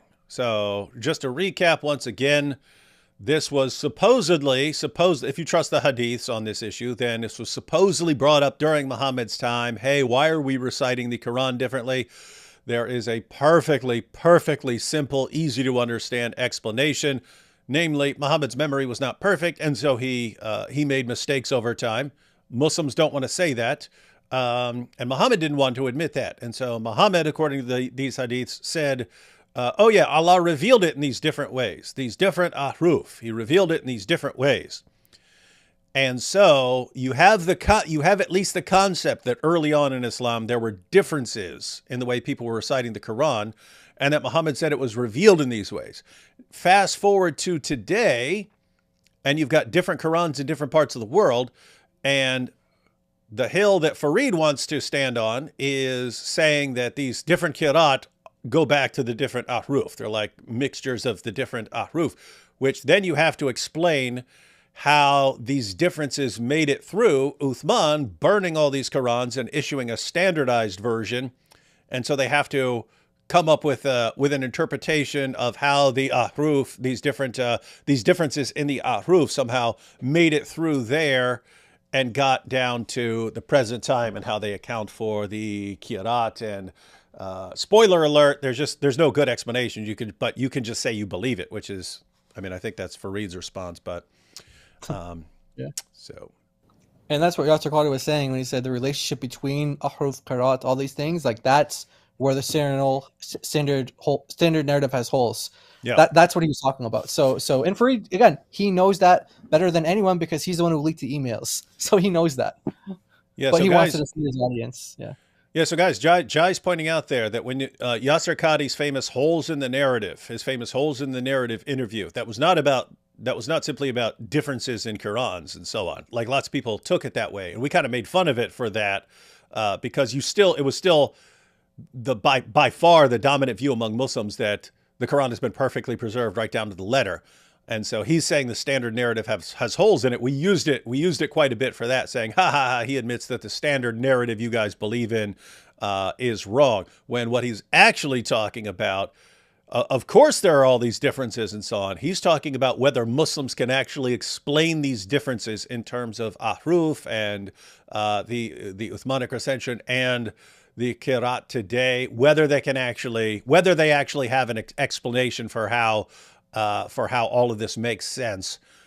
And him pointing out that as Muslim scholars will act like this is a settled issue. And he said non-Muslim academics are crossing these lines that we don't cross and saying, hey, you know, this explanation doesn't work. You know it. And he says famously, and you know they're right because they're quoting your own sources.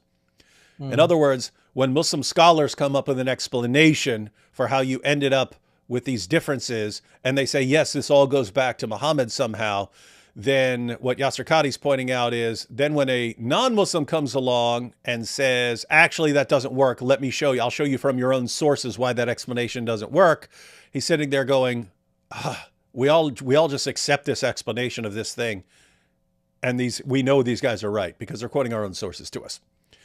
And so that was Yasser Qadhi. Yasser Qadhi came out and admitted that they can't explain these things yet. He's still working on an explanation, but the key takeaway as far as what Farid is saying here is Yasser Qadhi didn't believe that you can just explain the different Qira'at in terms of the 7 ahruf and so on, and that is enough for Farid to want to expose him.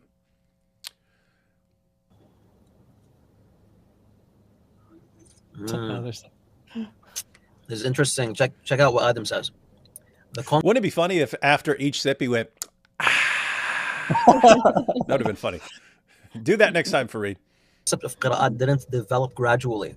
It was there from the start, and everyone acknowledged it. It's a good answer. Yeah, it's a good answer. Wait, you say it's there from the beginning and everyone acknowledged it? Hang on. Wow. This is interesting. Check out what Adam says. The concept of qira'at didn't develop gradually. It was there from the start, and everyone acknowledged it. It's a good answer. What? That's a good answer. Well, the concept of ahruf is there. I mean, I'm not entirely convinced that we trust the hadith on this issue because we know that tons of hadiths are being fabricated. So it's always possible that later Muslims are trying to explain why they have different Qurans, and then they just write a hadith where Muhammad says, oh yeah, it was revealed in a bunch of different ways. But it does sound like something that Muhammad would have said when differences are brought up to him. And it fits in with other hadiths about Muhammad's memory not being perfect and so on. Hey, look at Farid here. Looks like he's asleep. Yeah. Yeah. Hey, Farid. Hey, Farid, next time you make one of these videos, and it's like, let's say 10 minutes or something like that, you make a video and you're just sipping on your coffee or tea or camel urine or whatever, do this after each gulp. Do this. Go. Do that. And if you do that in one video, I won't make fun of Muhammad that entire day. If I see that video, I won't make fun of Muhammad that entire day. So you can save the Ummah for one day from David Wood's attacks on Muhammad. But you know what he'll do? He'll do it every day. Yeah. So that no, just that one day. It's a one day offer. It's a one day offer, Farid. And if you don't do it, then how much do you really care about your prophet? Ooh. He doesn't look like he cares so much. Look how he's leaning back. Like, yeah, look at that. Look at that arrogant look, trying to be Muhammad Hijab here. So he thinks this is a good answer to say that, oh yeah, all these different readings have been around like since the beginning or whatever.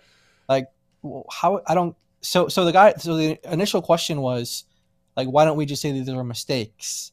And he thinks a good answer to that is, well, they've been around since the beginning, but that doesn't answer the question. Like you can think of any situation where, like, from the beginning, these guys have been making, whatever mistake. And you'd be like, oh, well, these guys have been repeating this mistake since the beginning of their business or whatever. It's like, well, that doesn't mean that it's like, it's something that they intended to do. It just means that, they're making mistakes since the beginning.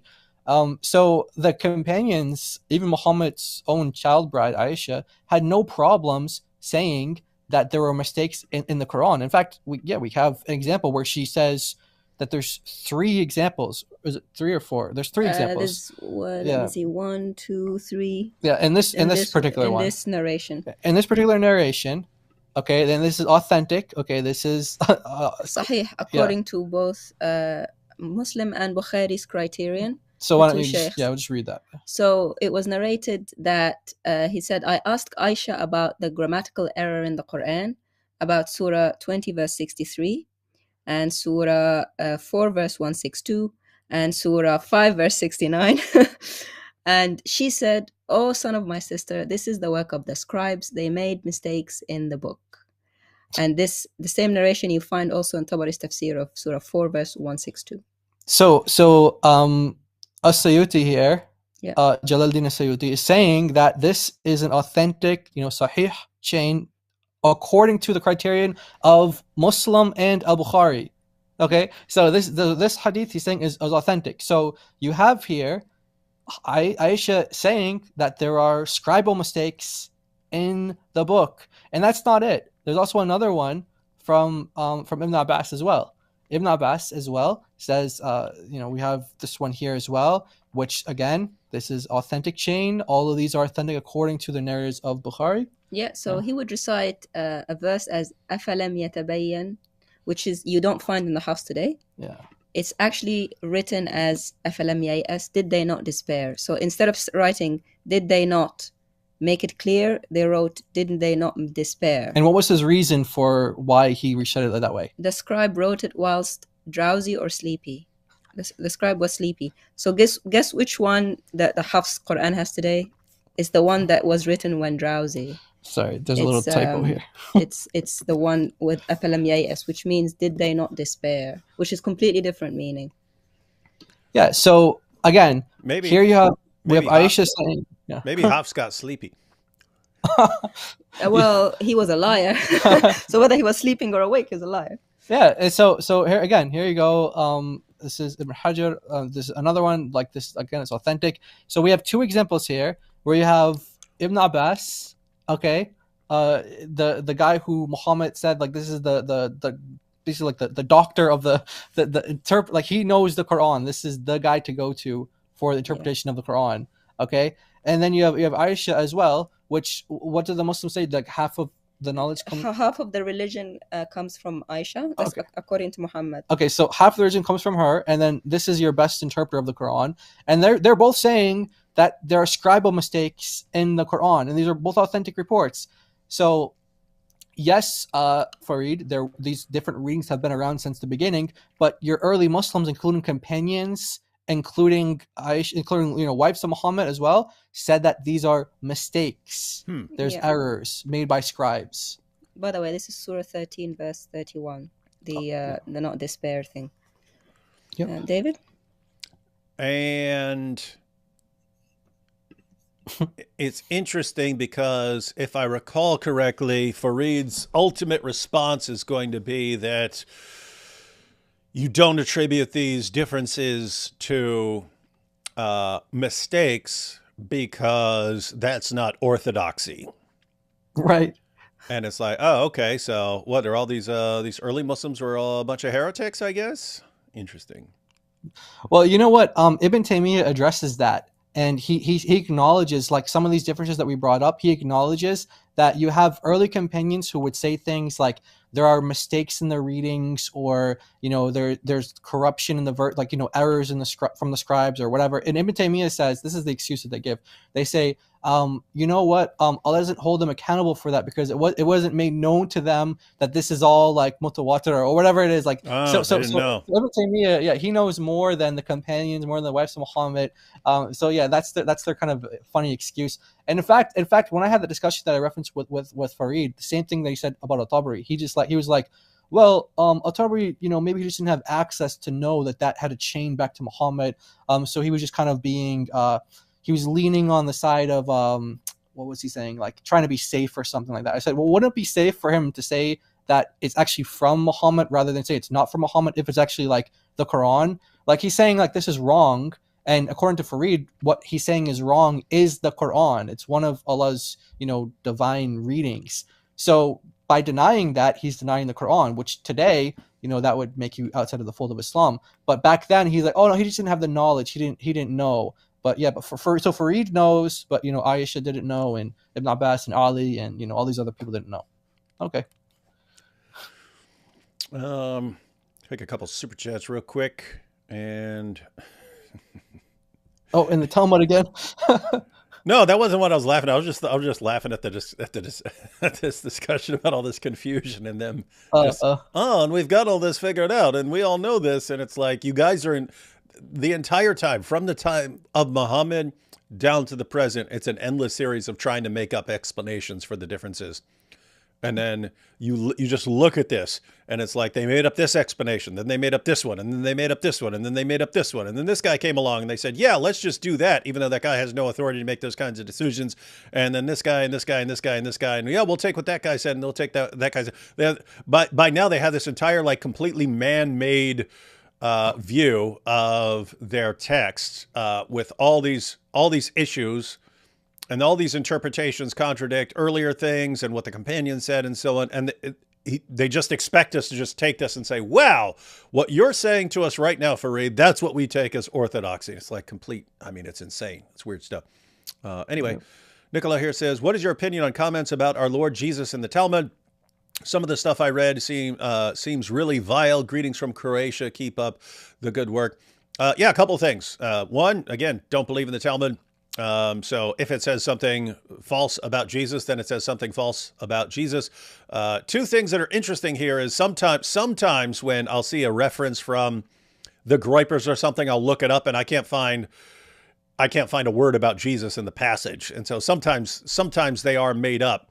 And other times it's kind of understandable in that you had certain people during times when they're actually being persecuted by Christians and so on. And so, you would understand why people want to say something mean about Jesus.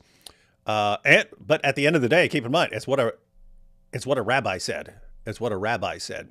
And so do you want to say, therefore, all Jews believe this or something? Because that's what the Groypers do. They'll say, look at this thing that the Talmud says. You see, that's what Jews believe. And you can talk to Jews, and they're like, they've never even heard of that and never even thought it. And so, again, if you want to criticize, it's very simple to criticize something in the Talmud, especially if it's something like bad or a command for violence or something like this. If you want to criticize it, you say, hey, here's what Rabbi so-and-so said. And therefore, if you are a Jew who is an adherent of Rabbi so-and-so, and you always go with his interpretations on things, shame on you, because that's a messed up passage. What you don't do is say, this is what Jews think, right? Because then that's saying something that's false then at that point. So anyway, those are my thoughts on that. Yeah. I want to say that there's actually people who say that, like, yes, Jesus is spoken about in the Talmud, but not everywhere that, people think it's Jesus is, like our Jesus. Like they say, like, if you put him with like the other rabbis or the other people that he's speaking to, some of them date like 100 years before Jesus, some date like 100 years after, something like that. So Jesus is definitely spoken of in the Talmud. He's definitely spoken of negatively, no doubt about that. But not every reference to what people say is Jesus is actually like our Jesus. That's you can make that's I think that's a fair statement to make. But yeah, it definitely does say negative things, and obviously we would disagree with it. We're like David said, we're Christians. We're not rabbinic Jews, so we're not like bound to believe in it. But if people misrepresent it, then we can correct their misrepresentations. Or if they said something true about it, we can say, yeah, well, that's true, and we don't agree with it. We don't have to agree with it. And along these lines, I should have recorded it, but I was thinking maybe none of these people wanted to be in a recording. But we were in Tel Aviv. It was after we went to this sort of panel discussion, and anyway, we were hanging out with several people afterwards, and I was on one side of the table, and there were a couple Jews there, and I was telling them some of the Groiper meme stuff. They had no clue what I was talking about. Not just with the Groipers, they had no clue what I was talking about when I was saying, hey, the Talmud says this, the Talmud says. They had no clue what I was talking about, and they just kept going, that's a new one to me. And I was talking about passages about Jesus and stuff, and they're going, that's a new one. That's a new one. It's like, well, it's not a new one. It's been there, but it was a new one for them. So anyway, long story short, guys, what you want to watch out for is when a Groiper comes along and says, here's a quotation. If you want to know if it's a quotation, go there, read it in context, see what rabbi is saying it, and so on. And then when they say, so this is what the Jewish bank manager, your Jewish bank manager believes. That's a person you can't take seriously. That is when a person's telling you that is a person you can't take seriously. Let's see. Abu Ahruf. Every Muslim over the history recalls that he can have up to 4 wives, yet not a single one knows what is or are the 7 Ahruf. Priorities. That's clown slam. Nice.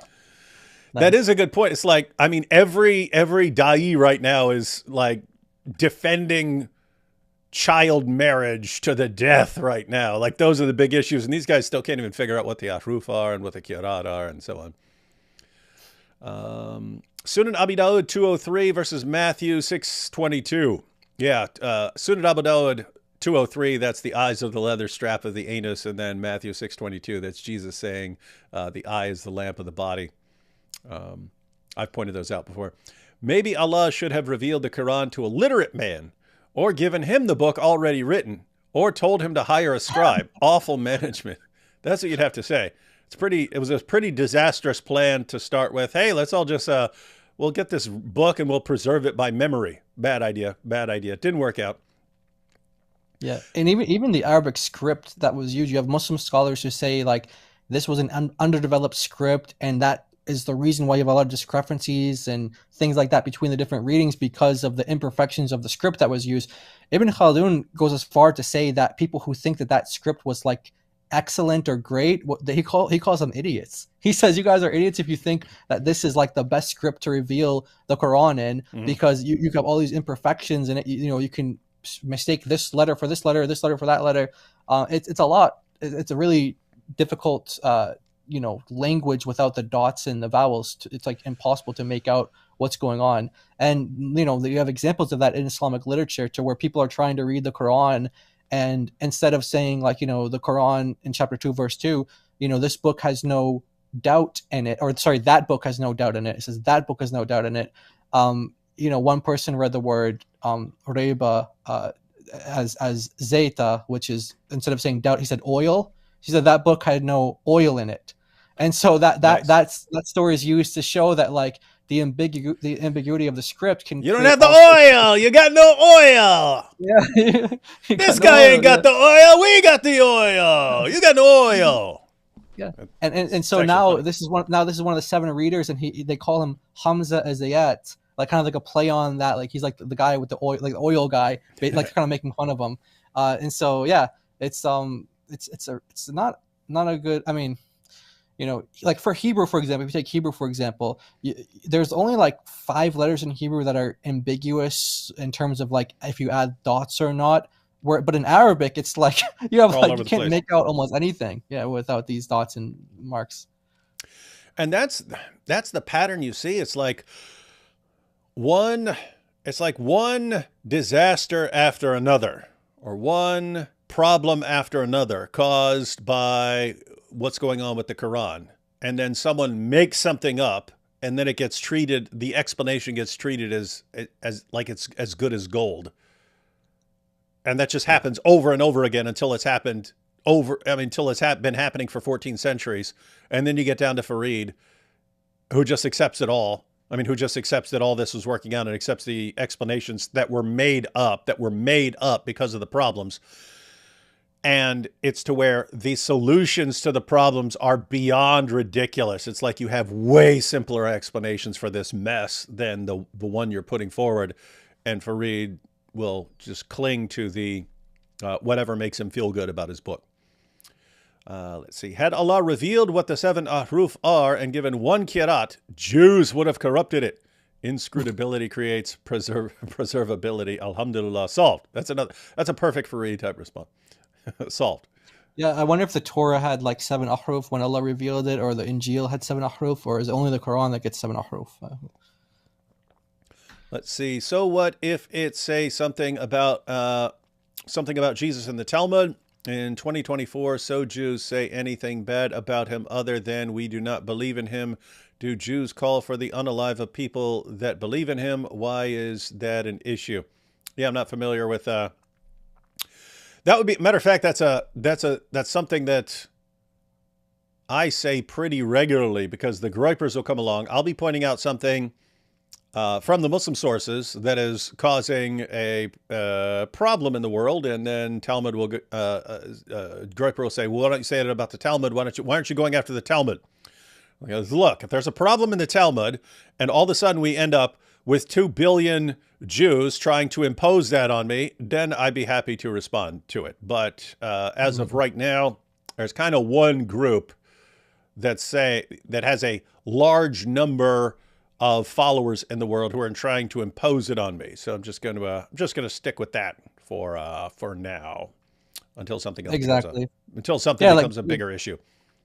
I think we were trying to figure out what this. We're not familiar with the term groyper, but we kind of made out like what it means based off of how you're using it. And we've run into people that are like that, and they'll say things like, "Oh yeah, the Jews would kill you guys for believing in the Trinity because that breaks whether Noahide laws. You're making idols, and you have 3 gods." And they say all this stuff, and it's like, okay, even if you can like prove that from Jewish literature, because there's a debate in Judaism whether or not the Trinity is considered idolatry or not. Some of them say that there's a category called like shatuf, which is like, it's like an allowed kind of not, I don't know. It's not exactly breaking monotheism. It's like, it's a debate that Jews have. So I'm saying it's not clear in Jewish law, but even if it were clear that like, okay, like if Jews like, ran the world and they had like this, halakha that's going to, govern us all, and we were to be put to death by it. It's like, okay, that's like you said, that's not happening, and it's never happened in history. There's never been a time in history when Rabbinic Judaism has had like a Jewish-run state with Jewish law, and they would just want that to be in Israel anyway. I'm not saying like I would be okay with it if that were the case, like they're putting Trinitarians to death or something. I'm not saying that, but I'm saying like they're not trying to take over the world, and this is just all theoretical. Jewish law, in terms of like putting people to death and things like that, that's all theoretical. It's never really been put into practice. There's never been like a Jewish state where they practice rabbinic laws, and so that's just kind of like a tactic that Muslims will use, or like the groypers, like you're saying, like they'll use, and it's just kind of a distraction from the Muslims who actually are putting people to death for their beliefs. I like this groyped in the brain here. I might start calling them the groypists. I think that sounds funnier to me. Groypists sounds better than groypers to me. Anyway, back to Farid here. I like that. Let's carry on. Hey, he likes what we else? said. So far, no one said what I have in mind. So he's playing like a guessing game. Like, who can guess what I'm thinking? Mahmoud says, all the qira'ats I read are all the same in meanings. Well, yeah, Mahmoud, I gotta disagree, bro. Ha ha! I Oh, gotta disagree. Whoa! Did everyone catch that? So Mahmoud said, hey, I went through some of the different qira'at, and they all say the same thing. It means the same thing. And then Farid, oh, wrong. You don't know what you're talking about. They don't have the same meaning. Let's back this up. Here we go. Mahmoud says, all the qira'ats I read are... You know what'd be fun? I don't know why. Anyway, I finally saw that there's a little tea bag thing sticking out of the thing, so I'm guessing that's tea. And then I was thinking, what if there were camel pee bags? Like it's just like it's like dehydrated camel pee, and you get a bag and you stick it in your cup of hot water, and it turns it into a nice hot cup of camel pee. Anyway, I don't know. Maybe they have something like that. all the same in meanings. Well, yeah, Mahmoud, I gotta disagree, bro. In your face. I gotta disagree. In your face, Mahmoud.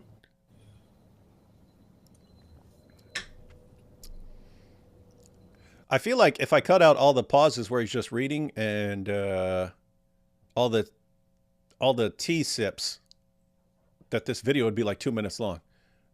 yeah, I think so. Assassin says, secondly, it is a miracle because it shows the Quran preserved in different areas by multiple people. Yeah. It's a miracle. It's a miracle that there are all these differences in the Quran. Okay, so wait, let me get this straight. Giant DOC. When there were no variants in the Quran, that's what we're told. We're told there are no variants in the Quran anywhere. They're all exactly the same, dot for dot, letter for letter. We were told this is a miracle. And then it came out, actually, there are all these differences in the Quran. And it turns out that's the miracle. So if the Quran's perfectly preserved right down to the letter, that's a miracle. If there are all these variants, that's the miracle. It doesn't matter what the case may be. 0 variants, 1 trillion variants. It's all a miracle. This is that kind of that kind of gives you an idea. That kind of gives you an idea of what you're dealing with here. These are people who just call anything a miracle. We'll just call anything a miracle. This is wild stuff. All right, Farid. Okay. Bin Khadim says, because they're not mistakes. Best answer, Bin Khadim says. Just believe me. I'm Just about trust to me, share bro. my view, inshallah.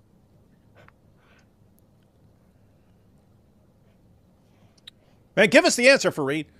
Is Come your new on, man. book digitally available as well? Not at the moment. Maybe one Farid day. wrote a book.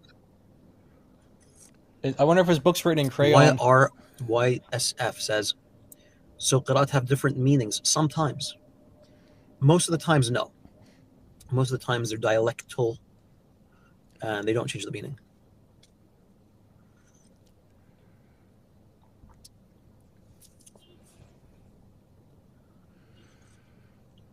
I should have cut out all these long pauses. But if I did, I knew Farid's followers would be like, oh, you're editing what he said and changing it. And all those places you cut out, that's when he was saying super brilliant stuff. Yeah. When he's not actually sipping camo urine, he's actually answering the question. That's Zila says, شلون وصلت الناس على 7 أحرف في نفس الوقت؟ هل الرسول Answer the question. format issue. Answer. Answer. Answer. Answer. أو كان يكرر الآية 7 مرات وقت نزولها. I don't think so. Oh, he doesn't think so. He's asking, the Arab person is asking, how is it that they got the 7 ahraf at the time of Muhammad? Did Muhammad repeat every verse 7 times? Yeah, like did he repeat everything 7 times? And he said no. Oh, he said he doesn't think so. He doesn't think so. Well, he doesn't know then. Yeah. Or he doesn't think so. Yeah, and I actually the issue even going back then is, so you go back to the different ahruf, and this gets brought up to Muhammad because his companions are reciting the Quran differently, And so it gets brought to him, hey, we're reciting this Quran differently. Who's right? And his response is, no, no, no, my good man. Allah revealed it in all these different ways. And so, the obvious issues that come up is, okay, why weren't his companions familiar with this? Why didn't they know about this? Why is this new information to them? You seriously saying that Muhammad's been revealing the Quran in all these different ways for all these years, and so 2 decades by that point, Muhammad's been revealing the Quran. No one ever knew that he's revealing the Quran in all these different ways. If you look at that and you actually like assign probabilities and so on, you can as a Muslim, and as a Muslim you're probably going to, you can take his response seriously, whereas any non-Muslim who doesn't automatically accept what Muhammad is saying is going to look at that and go, that looks awfully suspicious there. That looks really, really, really suspicious. That Muhammad was, all along, he's revealing the Quran in all these different ways, and no one ever caught on to it until they realize that they're reciting the Quran differently. And then, hey, what's going on here? Wait a minute. You've been revealing the Quran in all these different ways for decades now. No one ever caught on to it until you're an old man.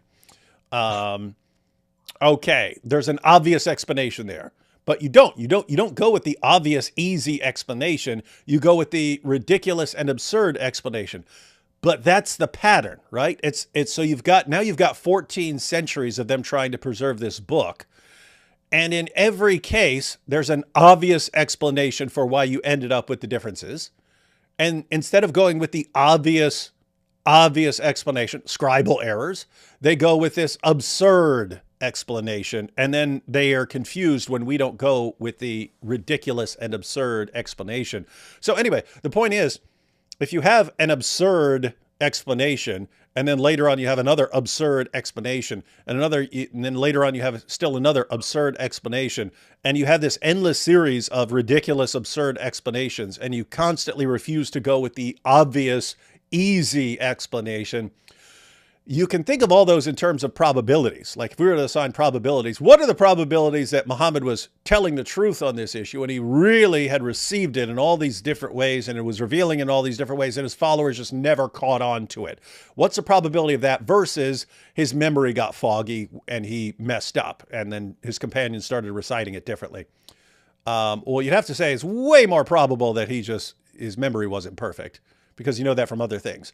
And so you'd have to say it's way more probable anyway, the point is you could, in theory, multiply all these probabilities out. And you could say at the end of it, what's the probability that Islamic orthodoxy of Farid is the correct position? It would be some infinitesimally small little probability that Farid's actually correct here, when you always go with the most absurd interpretation. Anyway, it might be a fun project one day to go through the probabilities there. Let's get to this, inshallah. Are you finally going to get to the answer, Farid? Hope so. Mahmoud says, I meant in the sense that qira'at don't contradict each other. Yes, of course. They do not contradict each other. Except when they do. Hey, did you see this? Did you see this? So that he's responding to the guy who said, but the meanings are all the same. And then Farid, you're wrong. The meanings do change. And then, like a good little student trying to please his teacher, no. What I meant was, they don't contradict each other. Well, that's not the same thing. Saying that the meanings saying that all the meanings are the same is not the same as saying that there are no contradictions. Exactly. But it's incorrect to say that What's that?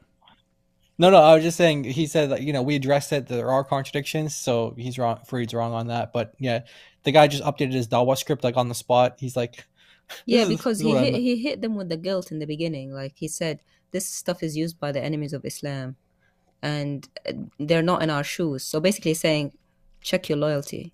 Mm-hmm. That's the first thing he does. They pull on the emotion, and then he says, okay, you give me your answers. So he changed the mood of the room to, let's be pro-Islam, let's not think critically, and bring it back to being pro-Islam. Critical thinking about the Quran is what the enemies of Allah do. It's incorrect to say they have the same meaning. That's inaccurate. Nice. Muhammad Dolan says, how could there be mistakes in short Surah Al-Fatiha when 5-year-old kids remember it without mistakes? Oh, gosh. They remember it in the Hafs because that's what they're told, and they get beaten in the mosque with a stick if they say it wrong. That's why they remember it. That guy actually did bring up a good little point. How would you end up with variance? Let me put it this way: if you end up with variance, textual variance, even in the most frequently recited passages of the Quran, what do you think would be the case with the rest of the Quran that they don't recite nearly as much? They're gonna get that. They're gonna get that perfectly. You know, it's fun. It's funny, but when he was let me go back a little bit to what he was just saying right here. Len says, how could there be mistakes? When he said, "How could there be?" I was thinking, how can it be grape if there's parental consent? And then he immediately says 5-year-old after that. I was like, oh my goodness, sounded like he was saying something completely different. The short Surah Al-Fatiha, when 5-year-old kids remember it without mistakes. So I have something on the screen here I want to show you. So this is something that, this is just one verse in Al-Fatiha. This is just one verse, okay? And if you look at, this is chapter 1, verse 7, so there's 9 words here. Mm-hmm. And so here's the first word. This has 4 variants to it. Now, I'm not saying these are all canonical variants. They're just kind of, this is the corpus of the differing Qurans that exist through it's all through Muslim literature though. Okay, so most of these are not canonical readings. So canonical readings, very few variations, but we're just talking through Muslim history. So let's say that this one word here has 4 variations to it. This one has 2 variations. This one 3, etc., etc. So what Muslims believe, I've heard Muhammad Hijab say this at least. I don't know if Farid believes this or not. But what Muhammad Hijab believes is that you can just kind of order together the Quran by the variants. Like you can make as many combinations as you want. So you have like a pool of variants for, word number 1, and you can choose any one of those variants, and then you can take from that same pool for, word number 2. And anyway, I did the math on this earlier, and I see you had a comment from Too Many Marys, and she assisted with the math on this, where you roughly get like around 23,000 combinations for possible ways to utter this one verse, which was just the limited. It's a miracle. Yeah. So like, I don't know. So many different Qurans. Yeah. And that's the same surah that he said the 5-year-old children know. Yeah. They just know one version though. Yeah. Out of the 4,000. I don't know, 20,000. Like different ways. So in other words, like if you put these in different combinations, you can get around word number 1 can be replaced with 4 variants, etc. You keep doing that through it, you get about 20,000 different ways to say this one sentence. So here is chapter 1, verse 4. This is this one that comes up a lot, like Malik versus Malik, king versus owner versus king. That one has that one word has 21 different readings. One word. So you can read this one word, Muslims today, they only have 2 variations in the canonical readings. So they'll say Maliki Yawmiddin or Maliki Yawmiddin, like owner of the day of judgment, king of the day of judgment. But actually in the literature, so like historically, Muslims have had over 21 variations of this, one word in one verse. So to think that all Muslims through history recited this chapter the same way is not true. You have people that attribute things to companions who read these different ways. And I mean, today, like you go to Morocco, they recite Al-Fatiha different than they would everywhere else in, like in the majority of Muslim world. Like you go to Egypt, you go to a mosque in Egypt, you listen to how they recite it, and you go to a mosque in Morocco, you're going to hear Al-Fatiha recited 2 different ways. So like with this one variation here in chapter 1, verse 4. And then you have other variations amongst the canonical readings. So this is an argument that Muslims bring up a lot, like with variants to okay, yeah, you learn this one when you're a little kid, you go to the mosque, you learn it your whole life, etc. Well, you're learning a version of it in a point in history. Yeah, in a point in history. But like if Farid were born in Morocco rather than where he lives now or where he was born, he would have learned it differently. So this is not a good argument, and you have different ways of reciting it. So yeah, that's all. Yes, indeed. And I mean, it's another example of, you'll have just a Muslim just having this completely like massively overly simplistic view. Well, little kids can, a little 5-year-old can memorize it. Our 5-year-old sons or our 5-year-old wives, they can all memorize Surat Al-Fatiha. So obviously, it's not going to be a problem. And it is a problem. Your theory of what a 5-year-old can and cannot memorize doesn't change the reality that you have tons and tons and tons of textual variance there. And so, anyway, it's gonna, I don't know how long this can continue with giving these simplistic explanations that don't fit the facts when people are now becoming familiar with the facts and people are putting out the facts and so on and showing that the explanations don't work.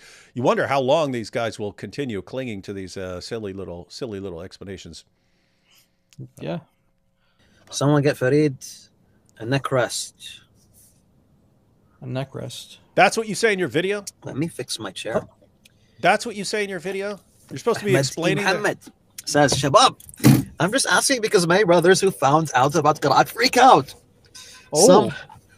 Some not the same meaning, and there are. Did he just say some people when they find out about the Qur'an, they freak out?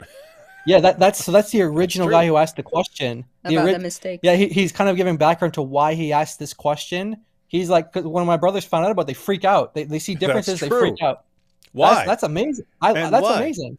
And think about this. What Farid is getting right here is there is this long tradition in Islam of accepting that there are these different Quran versions and so on. Why has it become a problem, Farid, so that people freak out when they find out about the Qur'an? Why is that a thing that freaks them out now, Farid? And the answer. Exactly. What's that? Yeah. The answer, Farid, is because you Dawa guys lied to people. You lied to people and filled them with this false confidence in their book that there's only one version of their book and no textual variance anywhere, no differences anywhere. Dawa guys filled their heads with that nonsense. Muslim scholars filled their heads with that nonsense. Sheikh Yasser Qadi and his dad filled their heads with that nonsense. And then people found out, wow, our scholars and our Dawa clowns are all lying to us. And the amazing part is that they'll continue going back to you. They freak out, but then they'll keep going back to the exact same people who lied to them before. Wild stuff. What a religion. What a religion. Like the more you lie to them, the more they'll come back to you. Wow. I mean, I'm really happy to hear that. I mean, so this guy's asking the question. I mean, I wonder, because, it's not Muslims that are talking about these issues. It's like, just the non-Muslims who are bringing these issues up. So you have this this Muslim guy and he's got his brothers and they're finding out that there's different versions of the Quran and they're freaking out. That's actually great news. That's great news. We're happy that Farid's reporting on that. And we hope that they continue to realize that Islam is false. And we hope that they continue to do that until they leave Islam. And, we pray that they come to the Lord Jesus. That's what we pray. But that's great news. Thank you for reporting on that, Farid. Good job, Farid. Good job. People are still freaking out. Here we are years after the holes in the narrative interview, and Muslims are still freaking out. When they find out that there are different Qurans. They simply find out that there are different Qurans, and then they freak out. And so the original question was, why don't we just tell people these are errors, copyist errors, scribal errors, and so on? And Farid is saying, no, you can't go with the easy explanation. We have to blame Allah for being so stupid and revealing it this way. I mean, think about this. That's what they're actually saying. Allah did it this way, and it's so confusing to us that we're freaking out over it. Wow. So wait a minute. What about Muslims? When Muslims argue for, so this is admittedly for the Muslims a very confusing issue, but when they debate Christians on the Trinity and they say, Tawheed is like this, so easy, so simple to understand. This is how we know God revealed. This is how we know God revealed it because it's so simple. But then, okay, so let's apply that same logic to the Quran now and the different readings. It's like, well, this is, even your own Muslim scholars admit this is one of the most technical, confusing issues. Ever since it's been brought up, it's been confusing. But wait, I thought God couldn't reveal things that are tough and confusing or don't make sense at first glance or something. Like I thought that goes against the debate narrative that they use. That is absolutely. And so, yeah, why would Allah create and deliberately cause so much confusion in the ummah just by doing it this way? In other words, if he had revealed it in exactly one way and miraculously preserved it the entire time, you wouldn't be having this confusion and all these freakouts, as Farid put it. And so why does Allah deliberately want to do all this? But yeah, it's the same thing here on this issue as it is in Islamic theology with the nature of Allah. They say, oh yeah, you've got confusion with the Bible because you've got textual variants. We don't have that confusion, except we do. You guys have a confusing concept of God. We've got this really simple explanation, unless you read about it actually and look at what we really say. It's I don't know. It's all fake. It's all dawah is just complete fakery. Yep. 3 more qira'ats that weren't canonized yet. Okay. Ya Allah, ya Allah.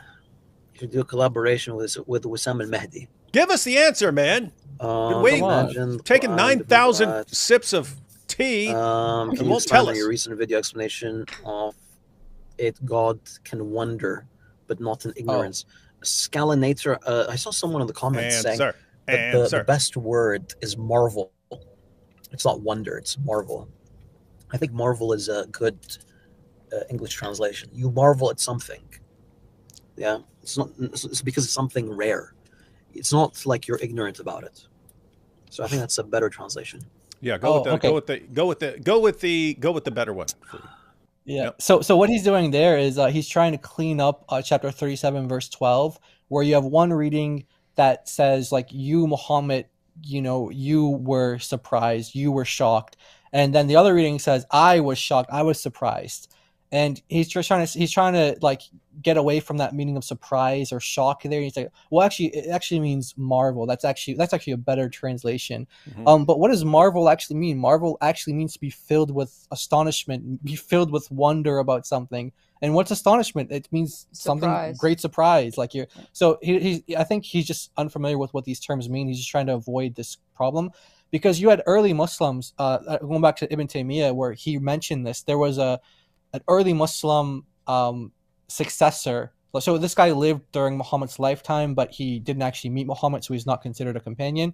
His name is Shuraih, and he was critical of this reading that said Allah was surprised, and he said, no, it's impossible for Allah to be surprised, because that assumes a state of ignorance. So Muslims did actually have theological problems with that, and you have people who come like Arazi and other Muslims who explain it. They're like, oh yeah, you know how there's places in the Quran where it says Allah deceives and Allah, prays or whatever else. Well, yeah, it means something else when it's God. So so when it's applied to Muhammad, it means he's surprised. When it's applied to Allah, that means something else. So that's their kind of way to kind of try to get out of it. So it's a big problem for Muslims, as you see. Muslims are struggling with that and asking them about it. But by the way, then rare thing doesn't work, because the tafsir of that ayah is actually that Muhammad was surprised that they would not believe in the Quran. That's not a rare thing. Most people didn't believe in the Quran, at least during Mecca time. So it's not that he's amazed because it's rare. Most people disbelieved until they had the sword on their neck later in Medina. Yeah. That's what I wanted to add. Yeah. So this is I have to say, if Allah revealed it in these different ways, and then the meanings, the corresponding meanings have to change when I don't know. This is weird stuff. This is wild stuff, Farid. And by the way, that's just a simple literally a vowel difference between like it's Ajibta, Ajibtu, that's I was surprised, you were surprised. It's literally a vowel, just a one singular vowel, like vowel mark. So you can see how someone would easily, make that mistake, or even in reciting. Like, even if it's not written down, it's just oral, you could see how someone could just easily, say instead of ooh or whatever. And so, yeah, you had early Muslims who completely denied that reading. And they said, no, if you read it like that, then you're attributing something unknown, of something of ignorance to Allah. And then, Ibn Taymiyyah comes along and says, oh, well, it's okay. He didn't know that this is actually an attribute of Allah, or whatever. And they always try to make excuses, hundreds of years later. Yeah, so they didn't know, and then you've got Farid, and well, if we just translate it like this, then both meanings. This is wild, man. Yep. And then, okay, let me tell you guys something. Finally. Okay, thank you. Let me help you guys out. He's gonna help us all out. Hey, Farid, the fact that your fans can't give the answer you're looking for, what's that say about you as a teacher? I could ask people who are watching me right now, how old was Aisha when Muhammad banged her? 9 years. Everyone here. Why? Because we do awesome teachings. You've been talking about the Kirat and the Ahruf for years now, and not one of your followers can answer one single question. That's a great point. Yeah, That is a good point. Look, the answers are coming in. Yeah. 9. Everybody knows that. They're flooding Listen in. to Osama bin Laden only when he's next to me. Come on, good answer, man. Okay. Say he's gonna Guys, answer too many them? questions. Too many questions. Okay. Let me. Just I don't like all the questions, and neither does Allah. Okay. So here's the thought. Okay. The natural, folks. The natural. Yes, we got it. Assumption. When you have, I hope you have a great night. La ya habibi, stay, ya Mahmoud. Oh, come on, dude. Stay. Give me 1 minute, bro. He's gonna Guys, say good night. Good night, Habibi. I wish good I night. were in the chat. I'd be like, shut up, everyone, let him answer. Oh boy. Oh man. Let me explain something to you. The natural assumption when you have variants attributed to a specific text is that it's a mistake. This is the natural assumption.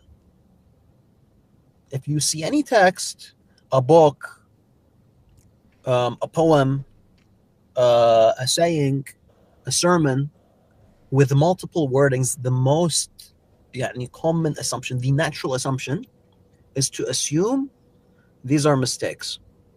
Yeah, so if you have multiple copies of something and there are variants, the natural explanation, as Farid pointed out, would be that there are mistakes. I would say that's the case for things that are written by hand. The natural explanation, or just the one you would naturally come to, is that scribes were making errors. You can also, a secondary view would be that there were edits. Like you can have edition 1 of a book, edition 2 of a book, edition 3 of a book, and there, it's normally, you're not interpreting it as mistakes. It's just, hey, we, more information has come in, and we've come up with a better perspective, and so they're making changes like that. It could just, you could just have something like if a person wrote a book and then edited it years later, he might want to make some changes. He might say, oh, let me make some changes, and so you could end up with differences like that.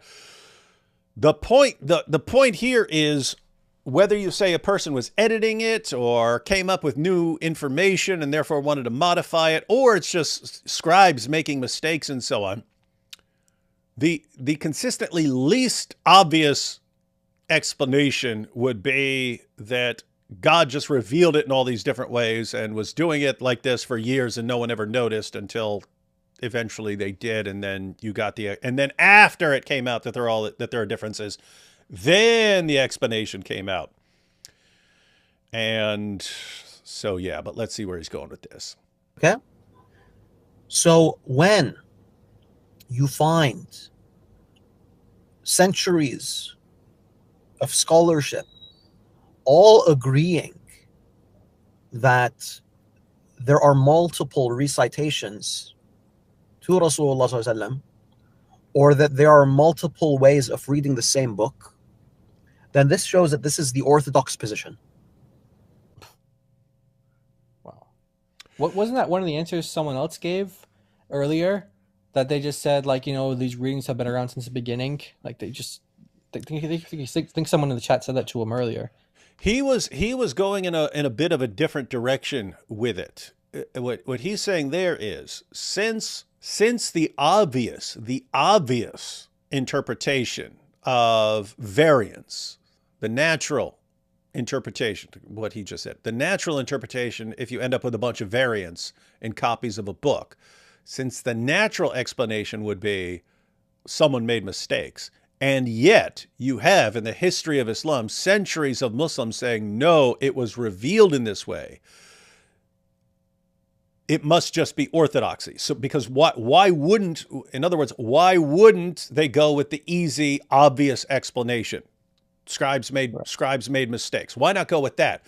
And he's saying that shows you how deeply ingrained this is in Islam, that all these centuries of people went with the least obvious explanation, and they went with this, like, what we would regard as silly and absurd explanation. Why were they clinging to that explanation when there's this way easier explanation the entire time right in front of their faces? Why do they cling with what looks like the most absurd explanation of all? That must just be the Islamic position. And that shows you that it's part of Islam. And therefore, why shouldn't you say that these are scribal mistakes? Because it's not the orthodox position. Muslims have been clinging to this position for so many centuries that if you deviate from that position, you're not orthodox anymore. And so look at what he's saying. He's not saying because of this great evidence or something like this, or here's the proof that these aren't textual variants. It's just, here's what the Muslim community has accepted. And therefore, you're not orthodox if you say these are scribal mistakes. Yeah, it's really funny because even if you grant that these, do go back to the beginnings of Islam, it doesn't really answer the question of whether they're mistakes or not. Because you had people like, for example, Al-Tabari, for example, he definitely believed that there were different readings that were divine, but he also believed that there were mistakes amongst readings as well. So you can accept both. You can say both. You can say, yeah, these are readings that go back to Muhammad, but there's also readings that are mistakes that Farid today believes are canonical and divine. So yeah, I don't know. I mean, yeah, you could say these go back to Muhammad, but this is a mistake, or this for whatever reason. Like sometimes they would say, well, this is not grammatically correct, or this one doesn't make sense, or for whatever reason that they were saying. But they weren't arguing like, oh, we have a valid chain for this that goes back to Muhammad. Like for that reading, for chapter 1 verse 4, go back to Al-Fatiha, like the owner versus king.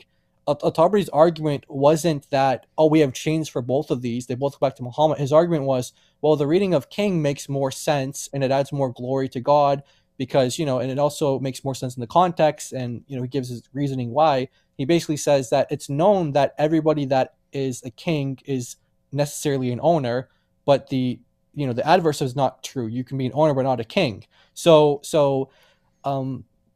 he said that's why this is the superior reading, the more correct reading. So when you say more correct reading, you're not saying that, oh, these are both from God, or what. You're saying, no, one of them is a better, more correct, more accurate reading. So yeah, I don't think his answer saves the day. And also, okay. Sorry, if it's such orthodox position, how many qira'at were there? Because we know that before the time of Mujahid, there was more than 70. And then he limited them to 7 for randomly, without any reason. And it's said that there were better readings out there that he neglected. Yep. And with more honorable transmitters. And even some, and the quote is, and people have mentioned in their books more than 70 readers who are of higher rank and more virtuous status than these 7 that were chosen by Ibn Mujahid. So my question is, if it was so orthodox, how many were there to begin with? Where did they come from? Why was it just limited to 7? And why were 3 then added later, also for random reasons, if it was so orthodox? Right. That's what I would ask. And that's an ongoing issue, that you have all these decisions about different Qurans and so on. These are made by later Muslims, Muslim scholars and so on. And according to Farid, these guys are defining orthodoxy. It's like, I mean, imagine that if you're Ibn Mujahid and you sit down and make a decision, you are defining orthodoxy for the Muslim community forever, so that, centuries in the future, Farid will just be going, because it's not orthodoxy, that's why we do it. It's just a decision some guy made at some point. You know what's interesting is that man-made religion. I think this is really interesting that when you look at like the early, I mean, not just you have from time of like the early church until today, you have this very, very, very, very high view of the Bible. And then you have like this German critical scholarship that came about, and then you have some kind of more liberal scholars, and sometimes even conservative scholars. They'll say things like, okay, yeah, there's, maybe this is like a error here, or this is mistaken here. And not that I believe there's any errors or mistakes in the Bible, but I'm just trying to draw a contrast here. So you have like the church historically always saying, yeah, there's no errors in the Bible, no contradictions, no problems with it at all. And that's always been like the historic view that's the traditional view. And then you have some people who deviate from that later on in history. But it seems like the opposite happened in Islam, where the early Muslims were the ones saying, oh no, there are mistakes here, scribal errors here, things like that. And then later on, the position became, actually, there's no mistakes at all. These guys earlier were just all mistaken. So it's like the opposite kind of thing. Yeah, it's the only position where the longer you go, the more they know, right? Yeah. I mean, normally you would think that the earliest people, they know the most, and no, you find out, no, in Islam it's the reverse. The people who were the earliest, they're the most ignorant, and it's later Muslims who somehow know the most. It's like, what information can you get about Muhammad from the first century of Islam? Pretty much nothing. But later on, you start getting the collections start getting bigger and bigger and bigger of all the information that you have. It's like, how are they learning more as they go along if they're not just inventing it? More. Yeah, they make up more. They make up as they go along. Yeah, that's the obvious explanation. That's what they keep going with, the least obvious explanation. But yeah, you have the parallel as far as with what Farid's position about the Quran here, when it's later Muslim scholars, and even if the later Muslim scholars are contradicting earlier Muslims and even companions of Muhammad, you go with what the later Muslims say. It's a parallel to like they're to multiple things, but one of the things that's in my mind is a parallel is like the satanic verses, in the sense that the first century of Islam, everyone acknowledges this. It's obvious. It's indisputable. Later Muslims, they change their theology. Because for the first century and a half, the doctrine of Allah's protection of the prophets was that Allah would protect a prophet from persisting in error. So a prophet could commit an error, even a major error, but God's going to bring him out of that error.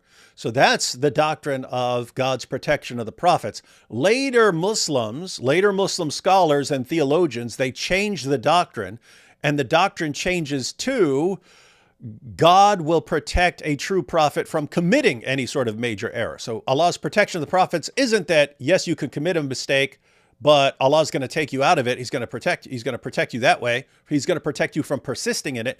The doctrine changes to he's going to protect you from ever committing it.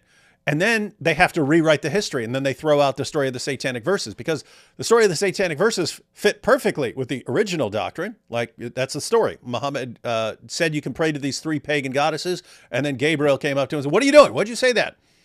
And then so he gets corrected. So it fit perfectly. Later, when you say Allah won't allow you to commit any major error, it changed to, no, that never happened. And so you actually have later Muslim theologians and scholars and so on. They make these decisions, and then they rewrite the entire history of Islam.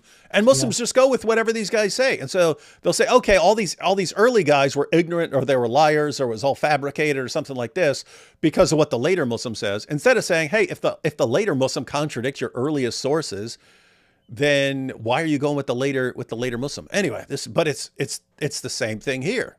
It's, hey, you have all these early Muslims, and they're saying one thing. Later guys come along, they make decisions, and you just go with what they say. Fun stuff. Fun religion. It's Islam. Yeah. Okay.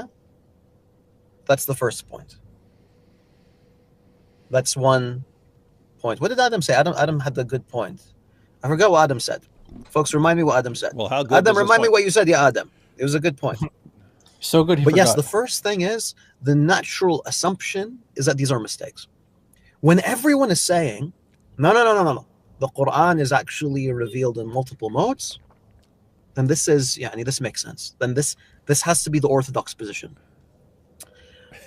You had me until you said this makes sense, Farid. This doesn't make sense at all. The second piece of evidence, second powerful piece of evidence, is that they're like much of the variants are dialects. Huh?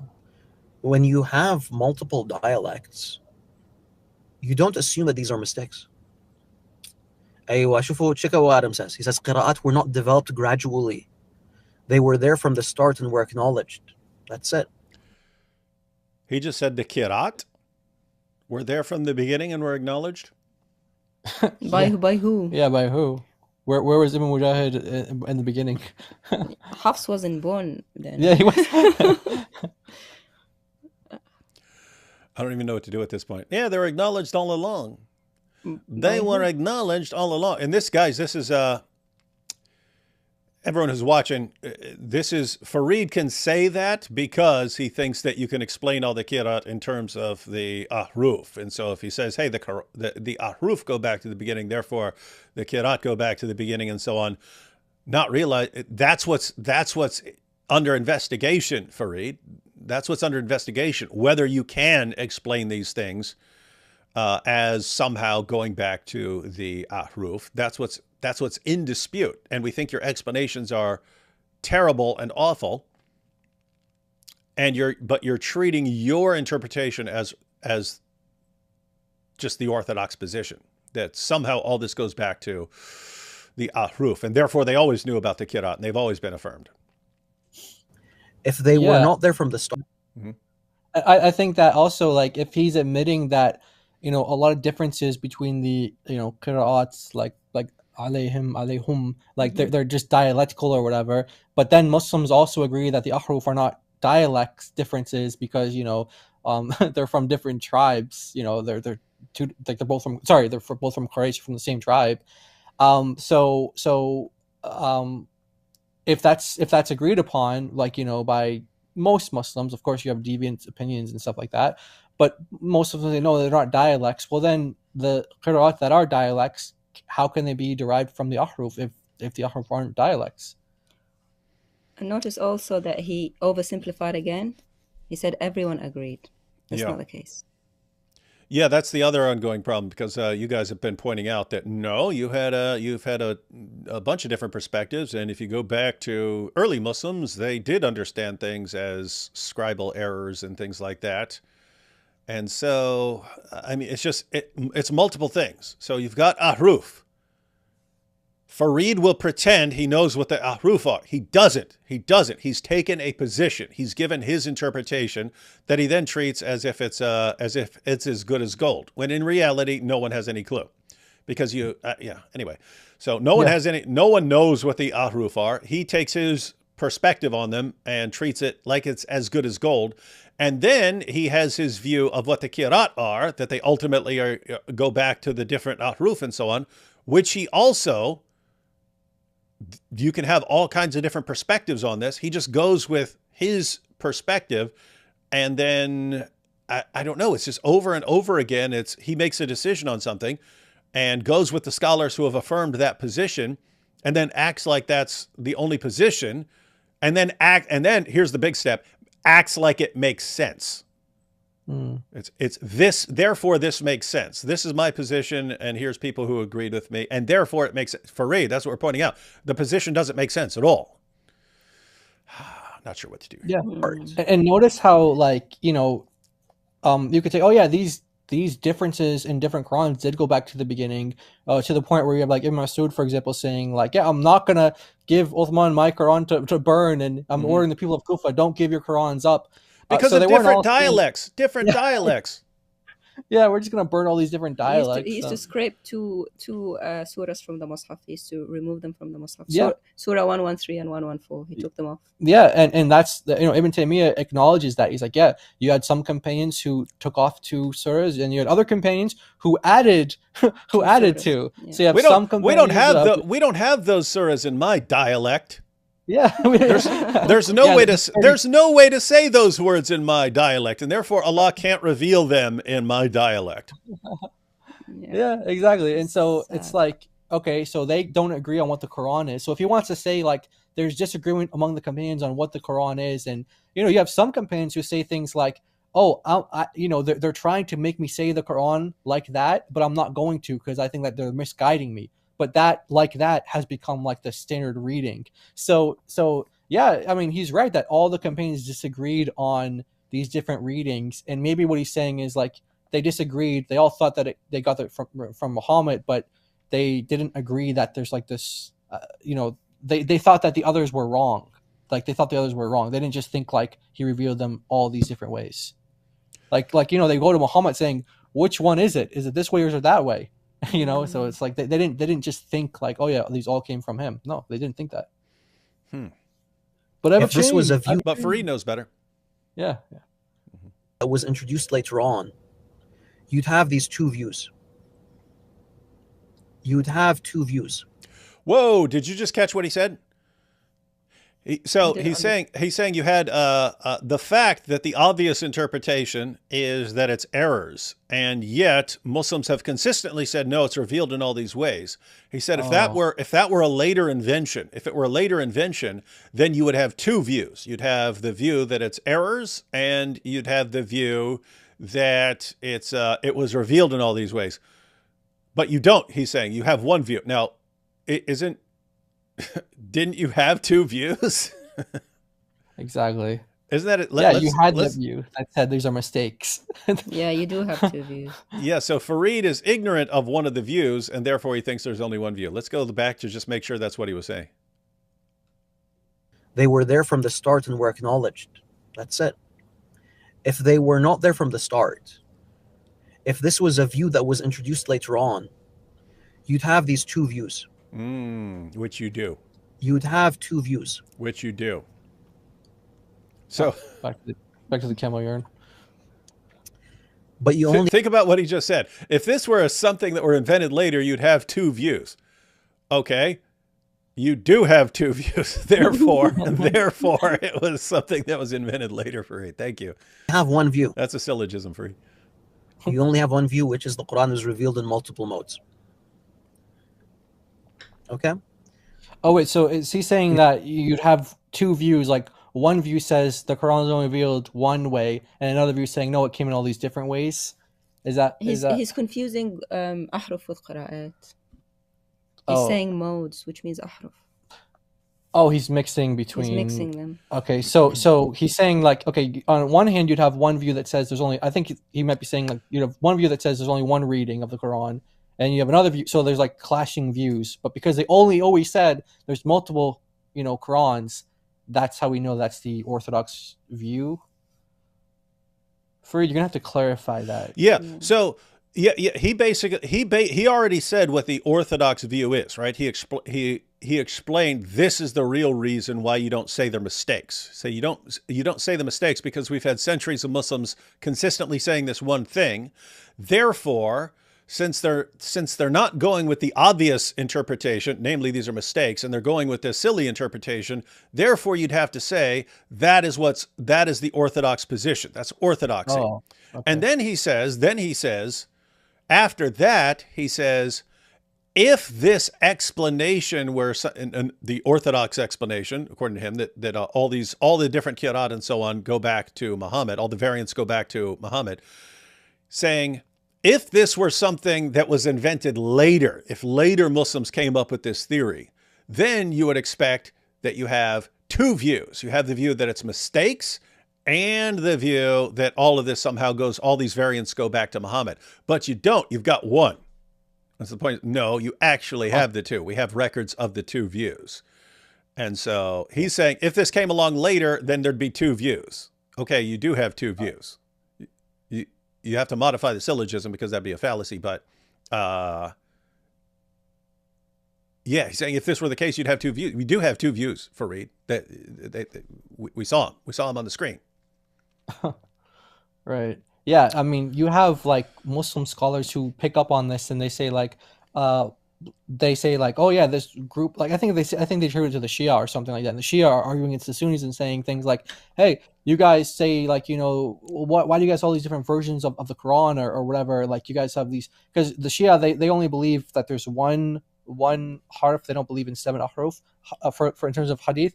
But they do accept like different readings. It's kind of weird how their view is, but you have arguments about that in like Muslim literature. So you definitely had, I mean, you had people who he would consider to be orthodox saying that there's mistakes, and then people who he wouldn't consider to be orthodox, like the Shia, who say that there's mistakes. So yeah, they were all people from all sides saying there's mistakes. And where's Farid's side for like the first couple generations at least, or however long it took them to get his view, that said, oh yeah, all of these are like, divine tawatur and all these other things that he says about them. Where is that view? When does that view come along? This is wild stuff. So, I mean, this kind of shows, hey, you as a Muslim, you can just come up with a position at some point, and if you convince massive portions of the Muslim ummah that you have the correct position, then you can just ignore everything else, and then you can say that this is the only position ever. I mean, it's a parallel to what they did with the Quran, right? That you have all these different versions of the Quran, and then they popularize the 1924 edition. They just massively popularize it, and since they popularize it, they say eventually, therefore, that's the only version, and they run around saying this is the only version. And they convince the overwhelming majority of Muslims around the world that there is only this one version of the Quran. They managed to spin that to the entire world, and the world believes them.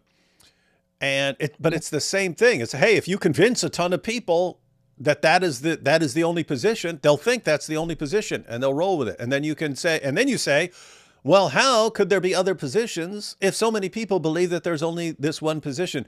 I don't know. You guys keep doing that over and over again. Yeah, like take like the scientific miracles again. Like for so many years, that was the orthodox position for all the Dawa guys. You ask any one of them, are there scientific miracles? Oh yeah, 100%. And they go through the top, 20 or whatever, however many were saying that, and they're all saying yeah, 100%. And then years later, oh no, that's actually not correct. We were wrong about that. We had no right to misinterpret the Quran to say that there were scientific miracles when there wasn't. It's actually science is the problem. Science is the one that's always changing, not our position. It's not like, that's kind of funny. They're like science is ever changing, so we can't use that as a standard to say that there's scientific miracles. But because our position is the one that never changes, and no, actually, you guys are the ones that change all the time, and your orthodoxy is always changing. So it's. Yeah, so Farid, this is the issue. You're talking in recent decades. So within my lifetime, Farid, we have witnessed repeatedly a handful of Muslims being able to dupe the entire ummah. You did it with the perfect preservation of the Quran, right? You just stood up one day and said, "Hey, the Quran's been perfectly preserved right down to the letter," and the entire ummah went along with it. And then, did you know? Look, there's this new book by Maurice Bucaille, and he says scientific miracles, and then the entire ummah goes with scientific miracles. And what you're saying is, how could so many Muslims believe in something and it's completely wrong? We've seen it. We've literally seen things that Muslim da'is now acknowledge are false, and we've seen the entire ummah duped by them. Exactly. Until outsiders came along and exposed it and forced you guys to admit that the entire ummah had been deceived. Outsiders came along and pointed out the absurdities. Guess what? That's the same thing Yasser Qadhi is saying. Hey, we've got these explanations that we've been accepting for centuries. Outsiders come along and point out how stupid it is, and we're realizing that they're right. Just like with the scientific miracles, just like with the perfect preservation, this happens, Farid. So how can you sit back and say, but look, the Muslim community agreed on this? Yeah, we've seen they can agree on almost anything, no matter how ridiculously false it is. So how is that your standard of true and false in Islam? This is weird stuff. All right. Have some other things to keep in mind. Sa'id bin Jubair, used to recite in 2 recitations. What's going on? Why is Sa'id bin Jubair reciting 2 recitations?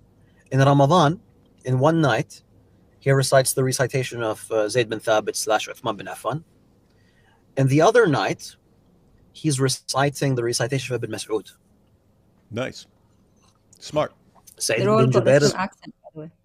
All have the same accent, all from Quraysh. Yeah, even though they have different chapters, and they're from the same. But look at what he just said. So you've got Zayd ibn Thabit, that's the guy Uthman assigned to compile the Quran. But Muhammad is the one who said, if you want to learn the Quran from anyone, learn it from Ibn Mas'ud. And so this guy's smart enough to say, okay, this is what my leader's telling me to do. And Muhammad has said that I have to obey, I have to mindlessly obey my leader. So great, I'm going to recite that one. But Muhammad said that if I want to learn the Quran from anyone, learn it from Ibn Masud. Okay, I'll just recite them both. I'll just keep reciting both of these different versions of the Quran. Farid, you're not helping yourself, buddy. You're not helping yourself by confusing everyone even more and pointing out the absurdity. Especially since Ibn Masud was against, he was against this compilation. Yeah. Isn't that funny, by the way? So you have all these passages with Ibn Masud showing contempt for the version of Zayd ibn Thabit, and Farid's bringing this up as this. You see, it's revealed in all these different ways. Why wasn't that the position of the early Muslims then? Yeah, I think it wasn't Ibn Masud who said, like, there's not a surah in the Quran that I don't know. Except that I knew. Yeah, and then he said, like, and there's not a verse except I don't know it's a revelation. And he also said, you know, I learned 70 chapters of the Quran while Zayd was still like in the loins of in the loins of a pagan. Yeah, in the loins of a pagan. Yeah, but you know, literally in the Arabic it says in the backbone. Because they believe that's funny. So while he's in the backbone of his father, as in the loans of a pagan, let's say, I learned 70 chapters. So he's acting like they all just kind of like accepted this. No, they didn't. They were he said, why should I take his Quran? Why should I abandon mine for his? You know, like they weren't. So he's just not giving them the full story. No, he's not, and he can't, and he won't, and he never will until we make him. Just like with everything else in doubt, and Muslims who are watching, because we know there are Muslims watching. We know there are Farid fans watching.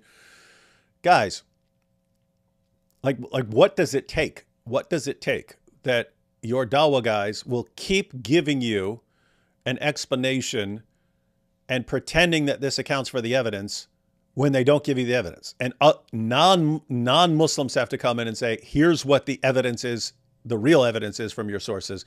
And this is why your explanations don't fit. Why do you have to hear the truth from us? Why does Sheikh Yasser Qadhi have to say, yeah, all the Muslim scholars will just refuse to cross the line, and we'll all say, oh yes, this accounts for it, and it's the non-Muslims who have to come in and quote our sources to us and show us that doesn't work? And he says, and we know they're right. Why? Why does truth, if you have the religion of truth, why does truth always have to come from outside? Why? Why is it you guys believe lies until non-Muslims come along and show you the truth? Why is that?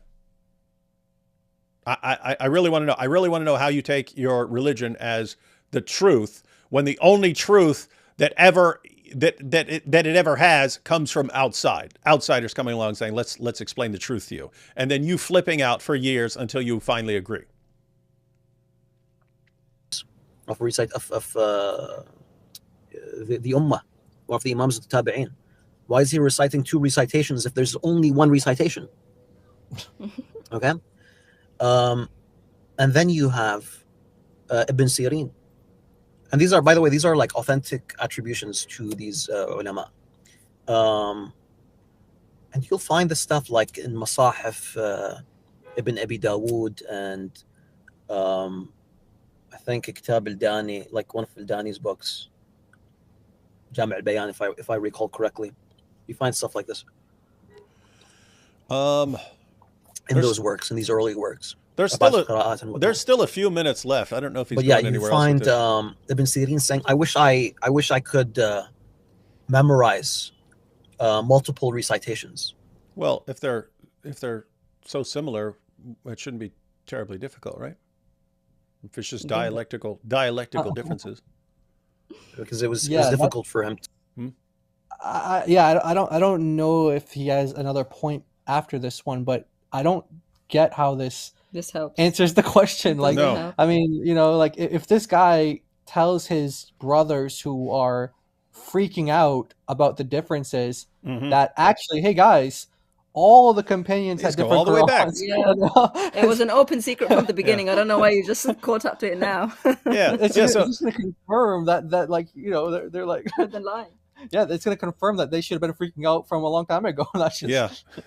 Yeah. So guys, you're freaking out about all the different Qurans. They're like car seats. They go way back. They go way back. All these differences go way back. So yeah, you thought you're freaking out now. Wait till I tell you that even the early Muslims were reciting the Quran in these different ways, and that they were almost ready to go to war over all these differences, and they were ready to fight over these differences. And that's why Uthman had to burn all these differences. And then Muslims who didn't want to go along with Uthman's version, they flipped out and they said, hide your Qurans. Over what? Extremely minor differences that don't matter, Farid? Doesn't make any sense. Doesn't make any sense. All right, I think we've got Farid's points there. I don't know if he's going anywhere else with this, but Farid has given us his perspective on things. And what set all of that up is someone asking, hey, why can't we just say that these variants in the different qira'at were just scribal errors at some point? They're just little mistakes. Right. And then the guy explained, he's saying, because Muslims are freaking out about this. They're flipping out when they find out that there are different Qurans. Why are they flipping out when they find out they're different Qurans? Because Dawah guys spent decades lying to them, telling them there's only one Quran. Exactly. Finding out that it's false. And that guys, that should, for anyone else in the world, that should be a light switch moment. Like, oh, wait a minute, these guys told me all these years. Perfect preservation right down to the letter, not one letter of difference between any two Qurans anywhere in all of history. That either means, one, they were ignorant. My Dawah guys are ignorant. And the entire Dawah community was ignorant because the entire Dawah community was telling me the same thing. So either the entire Dawah community is ignorant, in which case, why should I believe them? Or the Dawah community knew and they were lying to me. Ignorant or deceptive? I forgot the blues. Ignorant or deceptive. It's one or the other. If that's the case, if these guys are ignorant, why am I going to listen to them? If they're deceptive, why am I going to listen to them? Either way, why should I be listening to them? Somehow in Islam, you are so thoroughly conditioned that you could catch these guys lying to you 10,000 times, and you'd instantly, when you catch them on the 10,001st lie, you instantly go right back to them. Please, sir, give me another lie. This is wild stuff. This is wild stuff. All right, I guess we'll take these last couple of super chats, and then we will share our final thoughts and summaries on this whole epic dumpster fire that is Dawah. Oh, hey, we had Eli here. Hey, Eli Shamoon. Love and miss you, David. Hey, Eli, I don't know what conferences you're going to. I'm going to a conference in Texas next month, and then in November we got EPS. In case you're going to any of that, I'll be seeing you there. Muslims are always like, the Talmud or the Bible says XYZ. The problem is that the Quran is supposed to be the literal word of God versus compilation of text. Yeah, that is an ongoing problem, that they have their way of reading the Quran and then they think everyone else reads every other book like that. And it doesn't compute. My friend converted to Islam. Is it me or people converted to Islam when they have a lot of hate in their heart? Don't worry, guys. I'll bring him back to Christ. Yeah, as far as people converting to Islam, yeah, you can, and you've seen this. You've seen people in the Free Palestine protest who they spend months protesting and stuff, and then it comes out, and I've converted to Islam. And there it seems like, yeah, I'm enraged at this thing, and Islam is the religion that says be enraged about this thing, and therefore I'm going with Islam. You have that. But as far as lots of people converting, lots of people, it seems, just are converting for attention. And Chris Rock talked about this in his last stand-up. He's saying that the world people have become addicted to attention. You need attention, you crave it, and social media has wired people to crave attention. And he says there are a few basic ways to get attention, to make your attention skyrocket. And one of those ways was to be a victim. And for lots of people, it's just, oh, if I convert to Islam, one, I'm going to get a lot of attention from Muslims instantly. So if I just say, hey, after reading the Quran, I've concluded that it's true. All of a sudden, you're going to get tons of attention, both positive and negative, but simultaneously, you've made yourself into a victim. So you have just by converting to Islam, you get 2 instant keys to a ton of attention. And so when you combine that with people being addicted to attention, yeah, you're going to see people converting to Islam. Let's see. Skyscraper Philosopher says, seen Andrew Wilson rage quit debate. Wait, Andrew Wilson rage quit? No, he didn't. So basically, he was trying to only debate child marriage in Islam, and the Muslim Lantern was like, no, I'm not having that. It's going to be Christianity versus Islam on child marriage. And he didn't want, this Wilson guy, or Andrew Wilson didn't want to, he said, I didn't agree to that. He said, like, we agreed to two debates, child marriage in Islam and the Trinity and Christianity. And he said, you know, in the debate on Trinity and Christianity, I'm not going to be bringing up Islam at all. I'm just going to be talking about Christianity. So there's no reason for me to bring up Islam in that debate. So in this debate, I don't want to have to defend, you know, Christianity on this. I'm just talking about in Islam. And they couldn't agree on this, and it just turned into a dumpster fire. And so I think he did end up leaving, but it wasn't like he got, like, you know, just because he rage quit. Like they didn't agree on the terms of the debate. Yeah, that happened. And that's an ongoing thing. That's very frequent, that Muslims at the last second, or right when it's starting, or right before it starts, will want to change something. They'll want to change who the debater is. They'll want to change the topic, change the rules, or something like this. And I have to say, I would agree with them on that. If they said, hey, here's the topic we've agreed to debate, and you get on there and they say, actually, we're gonna change it to this. There are situations where even if I love the change, even if I think it's a good change, I'll be like, no, not happening. That's not what we agreed to. Yeah, matter of fact, that happened recently. That happened, I think it was last year. But what's that Harvard guy's name? Javad something. Yeah. Hashim, Yeah. So he sent me like this 11 part series of tweets telling me I'm wrong about Aisha and that she wasn't 9. And he gives all these tweets. And then at the end of all the tweets, he says, and do you agree to debate me on this? And I said instantly, sure. And then all of his fans, they didn't see me say, sure, let's set it up. And all his fans started going, why is David running? Like instantly, as soon as he put him out, they instantly, and in other words, I responded instantly, but instantly why is David running? Why is David running from Javad? Like I literally agreed instantly. So then he says, hey, let's arrange it in private messages or something like that. So then we go over to the private messages and he says, okay, so the topic we will debate is treatment of women in the Bible and the Quran. Wow.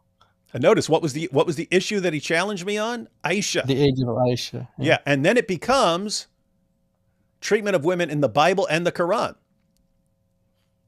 Well, the issue of Aisha is in the Hadith, right? And he tries to wipe that out, and so instantly I go, not interested. You either debate the topic you originally challenged me on, or I'm not debating you on anything else. And then he starts running. He's scared of me. He's running. It's like you did a bait and switch, dude. You said, here, let's debate this. I agreed, and then you change it. Not interested. So afterwards, I made it clear because his fans would come, and I was like, look, I don't care if he offered me my dream debate on some topic that I love. I'm not going near that until he does the topic he originally challenged me on. I'm not going for the bait and switch. So I agree that I can see that entirely. I mean, it's obviously a judgment call. A person can say, okay, they want to change it. Fine. That's up to you. But yeah, you do want it in the heads of Muslims that they can't just pull these stunts every time. And so, but if Muslim Lantern wants to debate that particular topic, Christianity and Islam, when it comes to child marriage, that sounds like something Inspiring Philosophy would be keen to do, because I'm guessing Muslim Lantern is just like copying Daniel Hakikatu at this point. And exactly. He'll get eaten alive on that. Let's see. Solaria says, well, of course, Farid has to give these sorts of explanations. To not lean on the one bastion of potentially plausible denial would be to leave Islam. And that is the issue. Once you see if you ever get to the point where you're just like, I see the problem. I see all these textual variants and so on. I see the implications. It's like you're going to have to leave Islam if you're able to spot all these problems and no real solutions. Solari says, yeah, I was quite sloppy with my pronunciation and said it that way too. The precise way you say it doesn't matter. Just remember the meaning. Yeah. Oh, the different Qurans. Yeah. Maybe. And here, I know it's not exactly something you usually talk about, but there's a person called Plato in the chat arguing the Father and the Spirit are synonymous. Have easy proof this is not the case to hand. Well, the Father sends the Spirit. The Father sends the Spirit, and Jesus goes to the Father to together send the Spirit. So, yeah, doesn't make sense that these would be the same thing. And finally here, Muslims are a little slow, I see. Well, not everyone, but definitely anyone who's following Farid is going to be a bit slow. Yeah, even he told his chat off. I mean, even he told them off. He called them punks. Yeah, he's like, you bunch of punks. There's only two of you. I've been talking, and only two of you even know what the question is. This shows how dumb you are. And there's the added problem that all his followers have been following him for years. They couldn't even explain how to answer the question of why you wouldn't say the Kirat are just mistakes. All right, guys. What are the final thoughts and takeaways to this point? Because we know Farid is going to say more things in the future. He's going to say more things in the future. But what do you guys think? I'll use the words of Yasir Qadi. The emperor has no clothes. And that's it. Islam has no clothes when it comes to qira'at and ahruf. And everybody else is acting as if he has clothes on. And everybody knows there are none. Yeah. Exactly. It's actually amazing because that is such a perfect description, right? So the story of the story in the emperor's new clothes, in case anyone is not familiar with it, these guys show up to town and they're supposedly the greatest clothing designers there are, and so the emperor wants their latest garment, and they tell everyone that the garments are invisible to anyone who's stupid. If you're stupid, they're invisible. So then they don't make anything. They don't make anything for the emperor, and no one's willing to call it out. No one's willing to say, hey, he's got no clothes on, because everyone thinks, oh, if I don't see it, then I'm stupid. I'm stupid. And there's finally some kid who says, hey, he's got no clothes on. Then everyone realizes, oh, wow, he is naked. They finally realize I'm not stupid. He's actually wearing no clothes. But that's what it's like. It's they gaslighting. Yeah, you're a bad Muslim unless you agree with us here. Unless you go with this completely ridiculous explanation, you're not a good Muslim. The only way you can be a good Muslim is to pretend that Islam's just wrapped in these awesome clothes. And that's what Yasir Qadi says. That's Yasir Qadi's analogy. It's like, that's the Muslim community. We're all running around saying, oh, look at this beautiful garment. Yes, look at this beautiful clothing here. And finally, a non-Muslim scholar comes along and goes, it's completely naked. There's nothing there. And then he's saying, and we know they're right. Isn't that amazing? And we know they're right. We know they're right because they're quoting our sources. So that's, and you've got Farid still running around saying, what lovely garments. Does everyone see these lovely garments that the emperor is wearing? And we're once again sitting here going, come on, seriously. Yeah. So Muslims are going to keep asking questions about this, and they're going to keep being freaked out about this.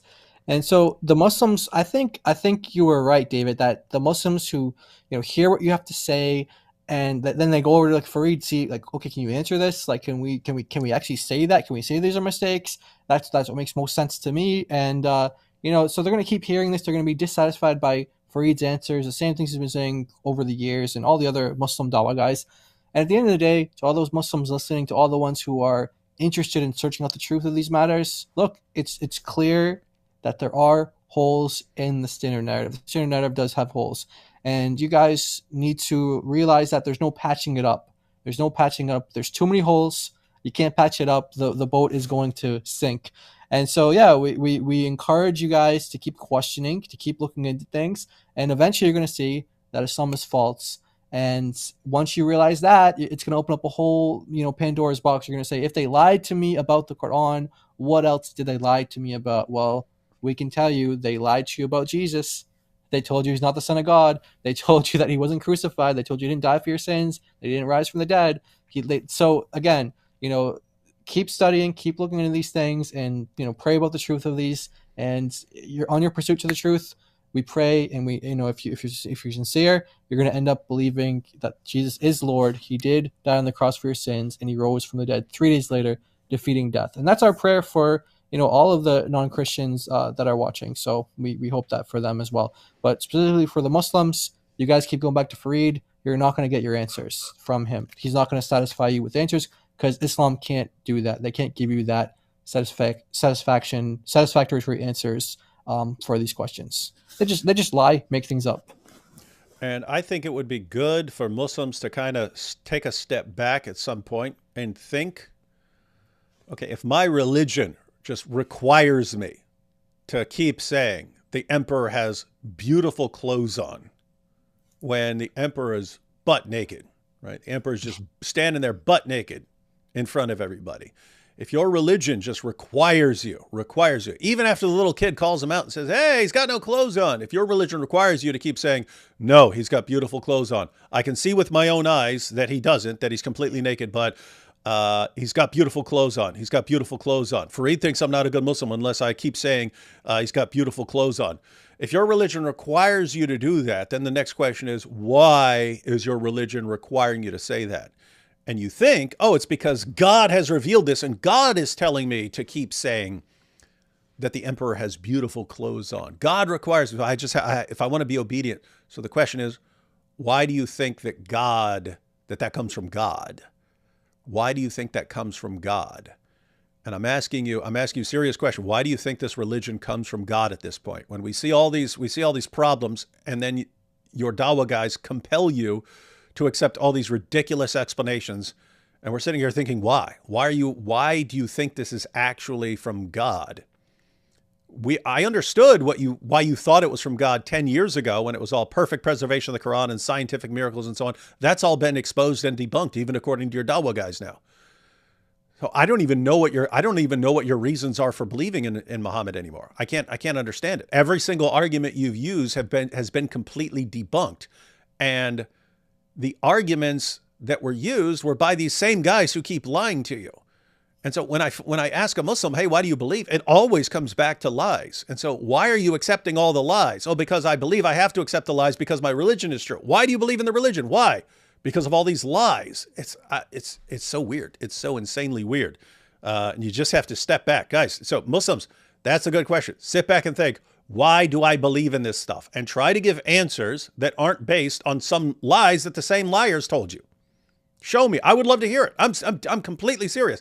I would love to hear, at this point in history, now that the scientific miracle has been exposed, now that all this stuff has been exposed, why in the name of common sense do you still think this is from God? I don't know. I have no idea, but I'd love for you to tell me. But that's something you should be thinking about right now. What reasons do you have for thinking that Islam is true? What reasons that aren't based on complete deception? Leave that to you. All right. Thanks to Jai and DOC for joining me and breaking a bunch of this stuff down for viewers. And they do a lot of work responding to new videos over on their channel. So definitely want to subscribe. Link is in the description box. And I'll be live again with AP in, I think, a little over an hour, 8 p.m. Let's see. He sent me the topic. Oh, he wants to talk about Putin kissing a Quran. Oh. Putin kissing a Quran. So apparently Putin kissed the Quran. And so AP is going to want to go through some of the verses in the Quran that Putin was kissing and see if that lines up with our good friend. So we'll be discussing that. And then tomorrow, people have been pointing out some of the dumb stuff Mohammed Hijab has been saying recently.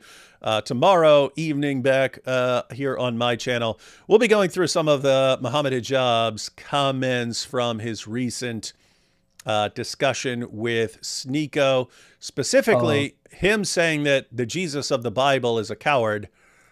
Guys, you have no idea how much of an apostate that dude just became with the argument that he used, because it's going to apply not just to the Jesus of the Bible. In fact, it's the reverse for the Jesus of the Bible, but it does apply to the Jesus of Islam. His argument saying that Jesus is a coward actually doesn't apply to the Jesus of the Bible, does apply to the Jesus of Islam. More importantly, applies to the Muhammad of Islam. And no way out of it, because he already laid down what his argument was.